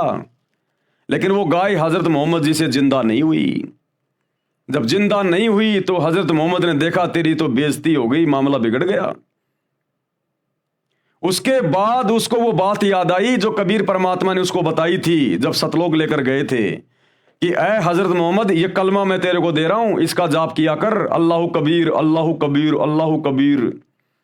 और जब कभी तेरे ऊपर कोई आपत्ति आ जाए तू ये मंत्र बोल के मुझे याद करना, मैं सूक्ष्म रूप में तेरे सामने आ जाऊंगा तेरी मदद के लिए, केवल तेरे को दिखाई दूंगा। तो जब गाय उसने मार दी और बाद में वो जीवित हुई नहीं, हजारों आदमी वहां खड़े हुए हैं। अब हजरत मोहम्मद ने देखा भैया बड़ी मुश्किल से तो ये मुसलमान मैंने तैयार किए हैं और ये तो सारा मामला खराब हो जाएगा, बेइज्जती हो जाएगी, नास्तिक हो जाएंगे सब लोग। उस समय हजरत मोहम्मद जी गुफा में जाकर रोए और बोलने लगे अल्लाह कबीर अल्लाह अकबर अल्लाह कबीर अल्लाह अकबर। तब वो कबीर परमात्मा सूक्ष्म रूप में प्रकट हुए, केवल हजरत मोहम्मद जी को दिखाई दे रहे थे और कहा कि हजरत मोहम्मद, मैं इस गाय को जिंदा कर रहा हूं, लेकिन जिंदा करता हुआ तू दिखाई देगा। ये परमात्मा महिमा का भूखा नहीं है, ये मान बढ़ाई का भूखा नहीं है, ये तो आत्माओं को धर्म से जोड़ के रखना चाहता है। तो फिर उस कबीर परमात्मा ने अपने वचन से सूक्ष्म रूप में गाय को जिंदा किया और लोगों को लगा कि हमारे पीर ने, हमारे नबी ने गाय को जिंदा कर दिया और महिमा बन गई हजरत मोहम्मद जी की। मारी गऊ शब्द के तीरम, यानी शब्द से वो गाय मारी हजरत मोहम्मद ने। ऐसे होते मोहम्मद पीरम, वो तो ऐसी नेक आत्मा थी, उसने कभी खाने के लिए गाय नहीं मारी, बकरी नहीं मारी, मुर्गा नहीं मारा उसने। वो तो बहुत ही दयालु आत्मा थी। शब्द फिर जीवाई और फिर वापस अपने वचन से उसको जिंदा किया। किसने? उस कबीर भगवान ने। जीव राख्या मांस नहीं बाख्या, उसको काट के खाया नहीं। ऐसे पीर मोहम्मद भाई, वो तो ऐसी नेक आत्मा, ऐसी पाक और पवित्र आत्मा थी, उसने गाय को शब्द से मार के वापस जिंदा कर दिया। करने वाले तो परमात्मा थे, महिमा उनको दी जा रही है। लेकिन उसके बाद उन्होंने गाय को खाया नहीं, अपनी जिंदगी में नहीं खाया उन्होंने, कभी कोई जानवर नहीं खाया। और जो उनके 1,80,000 जो उनके फॉलोवर थे, उन्होंने कभी गाय को हाथ नहीं लगाया। वो तो ऐसे नेक और पाक थे। ये आज का मुसलमान कहां हजरत मोहम्मद की रीस करेगा? ये नाम लेता है हजरत मोहम्मद का और बकरे काट काट के खा रहा है, हरी सब्जियों की तरह मांस खा रहा है। ये तो अपने नबी की तौहीन कर रहा है, अपने नबी की तौहीन। मारी गऊ ले शब्द तलवार, जीवित हुई नहीं अल्लाह से करी पुकार। शब्द से, वचन से हजरत मोहम्मद जी ने उस गाय को मारा, शब्द रूपी तलवार से, ना कि लोहे की तलवार से। और जीवित हुई नहीं, अल्लाह से करी पुकार। अल्लाह अकबर बोल के, अल्लाह कबीर बोल के वो कलमा पढ़ा फिर, और कबीर परमेश्वर को याद किया। तब हमो, यानी मुझको मोहम्मद ने याद किया रे, शब्द स्वरूप हम बेग गया रे। अल्लाह अकबर बोल बोल के हजरत मोहम्मद ने हमें याद किया। और कबीर परमेश्वर कहते हैं तब हम वहां पर सूक्ष्म रूप में हजरत मोहम्मद के सामने प्रकट हुए। तब हमों यानी मुझको मोहम्मद ने याद किया रे, शब्द स्वरूप हम बेग गया रे, तुरंत पहुंच गए। मुई गऊ हमने तुरंत जिवाई, मुई यानी वो मरी हुई गाय हमने तुरंत जिंदा कर दी सूक्ष्म रूप में। तब मोहम्मद के निश्चय आई, तब मोहम्मद को विश्वास हुआ कि ये अल्लाह जो मुझे जिंदा बाबा के रूप में मिला था, जो मुझे सतलोक लेकर गया था, ये वास्तव में अल्लाह कबीर है, ये समर्थ है, यही परमात्मा है। तब मोहम्मद के निश्चय आई, तुम कबीर अल्लाह दरवेशा, ये कबीर परमात्मा तुम ही अल्लाह हो जो दरवेश रूप में साधु संत के रूप में आते हो। तुम कबीर अल्लाह दरवेशा, मोमिन मोहम्मद का गया अंदेशा। उस मुसलमान मोहम्मद का पूरा अंदेशा समाप्त हो गया, सारी शंका समाप्त हो गई कि ओरिजिनल अल्लाह कौन है। कहा मोहम्मद सुन जिंदा साहिब, हजरत मोहम्मद ने क्या कहा? सुन जिंदा साहिब, ये कबीर भगवान जिंदा बाबा, तुम अल्लाह कबीर और सब नायब, केवल तुम ही एकमात्र अल्लाह कबीर हो, बाकी सब नायब हैं, नीचे नीचे हैं, सब नौकर हैं बाकी सब। यानी उस शैतान को भी हजरत मोहम्मद ने डुप्लीकेट साबित कर दिया जिसने कुरान शरीफ का ज्ञान दिया था। क्या कह रहे हैं उस जिंदा बाबा को, अल्लाह कबीर को? तुम अल्लाह कबीर और सब नायब और सब तुमसे नीचे हैं। कुरान शरीफ की सूरत फुरकानी 25 आयत नंबर 52 से 59 में भी है। कुरान शरीफ के ज्ञानदाता को, कुरान शरीफ के ज्ञानदाता को यानी डुप्लीकेट अल्लाह को हजरत मोहम्मद तथा मुसलमान धर्म के सभी श्रद्धालु अपना खुदा मानते हैं, उसी को पूर्ण परमात्मा भी मानते हैं। इन 52 से 59 आयतों में कुरान ज्ञानदाता ने यानी उस शैतान ने कहा है कि ए पैगंबर हजरत मोहम्मद, जो कुरान की आयतों में मैंने तुझे जो ज्ञान दिया है, तू उस पर अडिग रहना, दृढ़ रहना। अल्लाह कबीर है, इबादत ही कबीरा, वो अल्लाह कबीर है इबादत के योग्य। और ये काफिर, ये बाकी मुसलमान, बाकी लोग उस अल्लाह पर, उस कबीर अल्लाह पर विश्वास नहीं करते। तुम इनकी बातों में मत आना, इनके साथ संघर्ष करना यानी जिहाद करना। जिहाद का मतलब होता है संघर्ष करना, मारना काटना नहीं होता जिहाद का मतलब। इनके साथ संघर्ष करना, झगड़ा नहीं करना। हे पैगंबर, ये कबीर नामक परमात्मा है जिसने किसी को बेटा, बहू, सास, ससुर व नाती बनाया है। कौन कह रहा है हजरत मोहम्मद को ये सारी बातें? वो डुप्लीकेट अल्लाह जिसको मुसलमान समाज अपना अल्लाह मानता, अपना खुदा मानता है, वो शैतान उस बड़े अल्लाह कबीर के बारे में बता रहा है। क्या कह रहा है? हे पैगंबर, ये कबीर नामक परमात्मा है जिसने किसी को बेटा, बहू, सास, ससुर व नाती बनाया है। तुम उस जिंदा पर भरोसा रखना जो तुझे जिंदा बाबा के रूप में मिला था ना काबा में, उस जिंदा पर भरोसा रखना जो तुझे काबा में मिला था। वह वास्तव में अविनाशी परमात्मा है, अविनाशी, वो कभी मरने वाला नहीं है। वह अपने बंदों यानी भक्तों के गुनाहों यानी पापों को क्षमा कर देता है। कैसे? जब वो धरती पर आता है संत रूप में, दरवेश रूप में, मुर्शिद रूप में, और जब कोई उससे उपदेश ले लेता है तो वो अपनी भक्ति से, अपने सत भक्ति मंत्रों से, अपने आशीर्वाद से उसके पिछले सारे पापों को नष्ट कर देता है। तो भाई आज वही दरवेश, वही अल्लाह कबीर सतगुरु रामपाल जी के रूप में धरती पे प्रकट है। उनसे उपदेश लोगे तो ही पाप कटेंगे, नहीं तो नहीं कटने वाले, चाहे कितनी साधना कर लो। और आने वाला समय महाविनाश का है मेरे भाई। जो पुण्य थे वो सबके समाप्त हो लिए, ये कलयुग चल रहा है। बचे पाप कर्म, पाप कर्मों के कारण आएंगे कष्ट, दुख, तकलीफें। तो आने वाले 4 से 5 साल महाविनाशक हैं। अगर समय रहते संत रामपाल जी के सत्संग सुनकर उनकी शरण में आ गए तो बचाव है, नहीं भाई साहब भाड़े के भाव जाओगे। वह अपने बंदों यानी भक्तों के गुनाहों यानी पापों को क्षमा कर देता है। वह कबीर अल्लाह है। ये कबीर अल्लाह वही है। कौन कह रहा है? वो डुप्लीकेट अल्लाह कह रहा है। मुसलमान जिसे अपना खुदा मानते हैं वो हजरत मोहम्मद जी को क्या कह रहा है?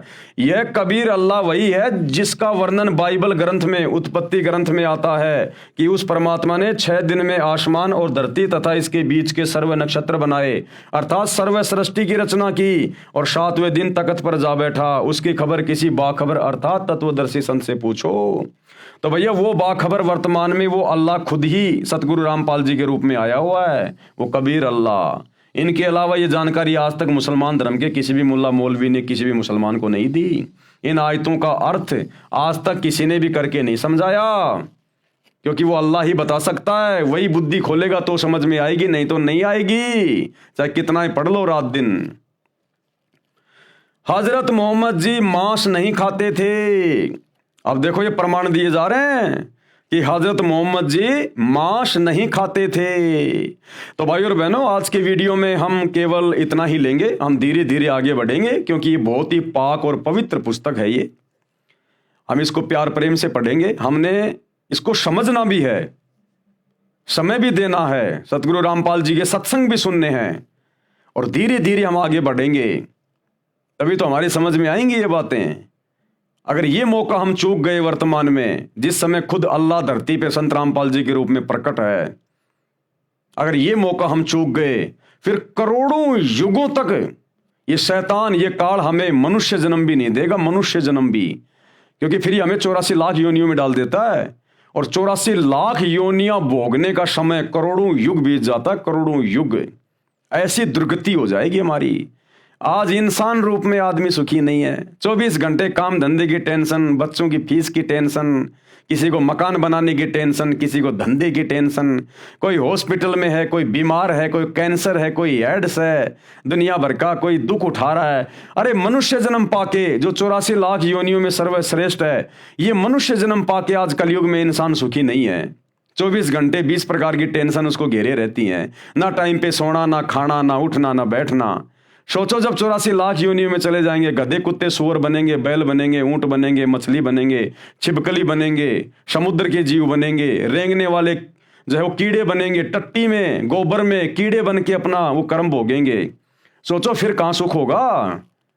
इसलिए भाई और बहनों समझो, ये धर्म और जातियों की जंजीरें ये तोड़ो, और ये टूटेंगी सतगुरु रामपाल जी के सत्संग सुनने से, ज्ञान समझ में आने से, वैसे नहीं टूटने वाली ये शैतान का षड्यंत्र शैतान का बाप ही तोड़ सकता है। ये मुल्ला मौलवी नहीं तोड़ सकते, आचार्य शंकराचार्य नहीं तोड़ सकते।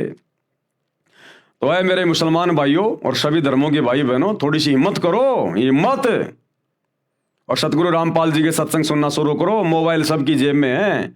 अरे रात को सो जाते हो पड़े पड़े और भी कुछ देखते रहते हो फालतू की बातें।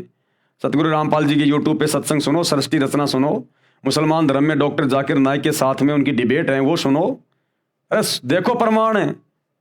फालतू के वीडियो देखते रहते हो, शॉर्ट वीडियो, रील वगैरह, क्या मिलेगा तुम्हें? असलीलता आएगी तुम्हारे दिमाग में, तुम्हारे बच्चे बिगड़ेंगे, तुम्हारे विचार बिगड़ेंगे। अरे जैसा खाओगे अन्न वैसा होगा मन, जैसा पियोगे पानी वैसी होगी वाणी, और जैसी दृष्टि वैसी सृष्टि। तो जैसा देखोगे मोबाइल में गंदा, वैसा ही तुम्हारे विचार आएंगे, तुम्हारे पाप कर्म बढ़ेंगे। तो रात को जब सो जाओ ना, जब सोने जाओ अपने बेड पे, बिस्तर पे, अरे यूट्यूब पे जाके सर्च करो सृष्टि रचना संत रामपाल जी महाराज, डिबेट जाकिर नाइक वर्सेज संत रामपाल जी, और देखो ये तुम्हारे धर्म की ये पुस्तकें क्या कह रही हैं, सच्चाई क्या है जो आज तक कोई नहीं बता पाया। थोड़ा थोड़ा सुनना शुरू करो धीरे धीरे। ये शैतान सुनने नहीं देगा, शैतान सुनने नहीं देगा, लेकिन मन में ये धारणा करके कि हे अल्लाह, सब लोग आपकी इतनी महिमा गा रहे हैं कि आज आप धरती पे आए हुए हो, यदि वास्तव में आप धरती पे आए हुए हो संत रामपाल जी के रूप में, तो शैतान से मेरी बंधन छुड़वाओ, इस दज्जाल से, इस शैतान से, इस काल से मुझे मुक्त करो कि मैं आपके सत्संग सुन सकूं, मेरे ऊपर रहम करो अरदास। फिर देखो तुम्हें समय देगा परमात्मा। इतनी अरदास करने मात्र से, और जिस दिन आप लोग उनके सत्संग सुनना शुरू कर देंगे, रोजाना अगर आधी घंटे भी सुनेंगे, भले कान में लीड लगा के सुनो, अगर कोई दूसरे मुसलमान से अगर आपको ये डर लगता है तो रात को सोते समय सुन लो। जिस दिन से आप मुसलमान भाइयों ने अगर सतगुरु रामपाल जी के सत्संग भी सुनने शुरू कर दिए और ये मांस खाना छोड़ दिया, उसी दिन देख लेना आपके काम धंधे में वो बरकत मिलेगी आपको, जो आप दिन रात थूक बिलो के भी लोगों के आगे हाथ जोड़ जोड़ के भी नहीं ले पा रहे। ये वो बरकत देना शुरू कर देगा ये परमात्मा। बस मांस खाना छोड़ो और संत रामपाल जी के सत्संग सुनो, और 1 महीना सत्संग सुनो, 1 महीना। उसके बाद तुम्हें लगे कि मैंने इनके शरण में जाना चाहिए तो ठीक है, नहीं तो भैया अपना वो काम करते रहो जो तुम कर रहे हो, तुम्हें कोई मना नहीं कर रहा। एक बार आजमा के तो देखो, प्रैक्टिकल तो देखो। अरे तुम्हारी क्या यारी दोस्ती रिश्तेदारी थी भाई, तुम्हारे माँ बाप ने जो भक्ति साधना की तुमने देखा, तुम भी वही करने लग गए। अगर कोई मुसलमान हिंदू धर्म में होता, भाई आजकल जैसे बहुत सारी लड़कियां हैं बच्चे पैदा करके छोड़ जाती हैं शादी से पहले। सोचो किसी मुसलमान धर्म की लड़की ने बच्चे पैदा करके किसी पार्क में छोड़ दिया और वो बच्चा कोई हिंदू ले गया अपने घर पे। वो पैदा हुआ मुसलमान धर्म की औरत से और आगे उसका पालन पोषण हुआ एक हिंदू परिवार में, तो वो लड़का तो वही करेगा जो हिंदू परिवार करेगा। वो लड़का तो वही सब कुछ करेगा जो वो हिंदू परिवार करेगा, वही भक्ति करेगा, वही सारा सब कुछ करेगा।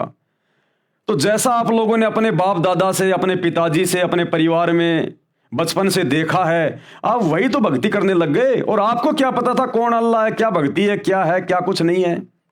अगर आपके माता पिता मांस नहीं खा रहे होते तो आप भी नहीं खाते। आपके माता पिता जब से आपने आंख खोली वो मांस खाते हुए दिखाई दिए, तो आपके लिए तो हरी सब्जी हो गई मांस। तो थोड़ा सा अपने शास्त्रों को भी देखो भाई। माता पिता के हिसाब से चलने से बात नहीं बनेगी, थोड़ा शास्त्रों के हिसाब से चलो, क्योंकि भक्ति का विधान शास्त्रों में है, माता पिता के पास नहीं होता। तो एक बार शुरू करो सत्संग सुनना भाई और बहनों, नहीं तो बहुत बहुत भयंकर दुर्गति करवा बैठोगे, बहुत भयंकर यहां भी, और मरने के बाद तो शैतान 84 लाख योनियों में और नरक में डालेगा। वो किसी के साथ भेदभाव नहीं करता। वो हिंदू मुसलमान सिख ईसाई नहीं देखता, वो देखता है भक्ति और कर्म। और भक्ति और कर्म के मामले में पूरा मुसलमान समाज, पूरा हिंदू समाज डूबा हुआ है। तो हमारी प्रार्थना है, विनती आप लोगों से, इस पुस्तक के ऊपर अभी तक ये 5वां वीडियो है, तकरीबन 35-40 वीडियो बनेंगे। अगर आप देख लोगे, और खाली ये मेरे वीडियो देखने से बात नहीं बनेगी, सतगुरु रामपाल जी के सत्संग सुनना शुरू करो। उनकी आवाज में, उनके वचन में वो शक्ति है, वो पावर है। वो अंदर जाकर रिएक्शन करना शुरू करेगी उनकी आवाज। वो पूर्ण संत है, अल्लाह कबीर है, उनके वचन में पावर है, शब्द में। तुम्हारा हृदय परिवर्तन कर देगी, चेंज कर देगी। तभी तो तुम्हारे घर में, तुम्हारे धंधे में वो बरकत दिखाई देगी तुम्हें, जब उनके सत्संग सुनना शुरू करोगे।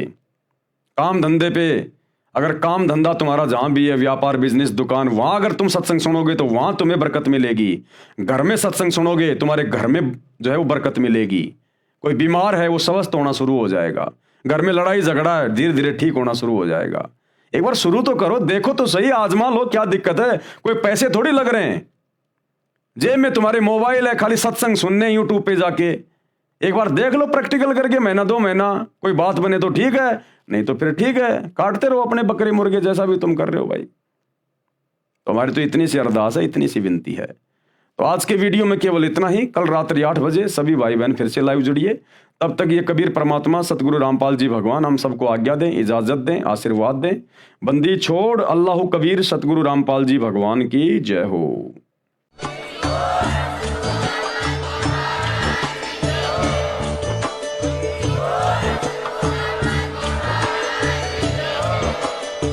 भाई जो गुरु बचन पे डट गे, कट गे फंद 84 के, कट गे फंद 84 के, कट गे फंद 84 के।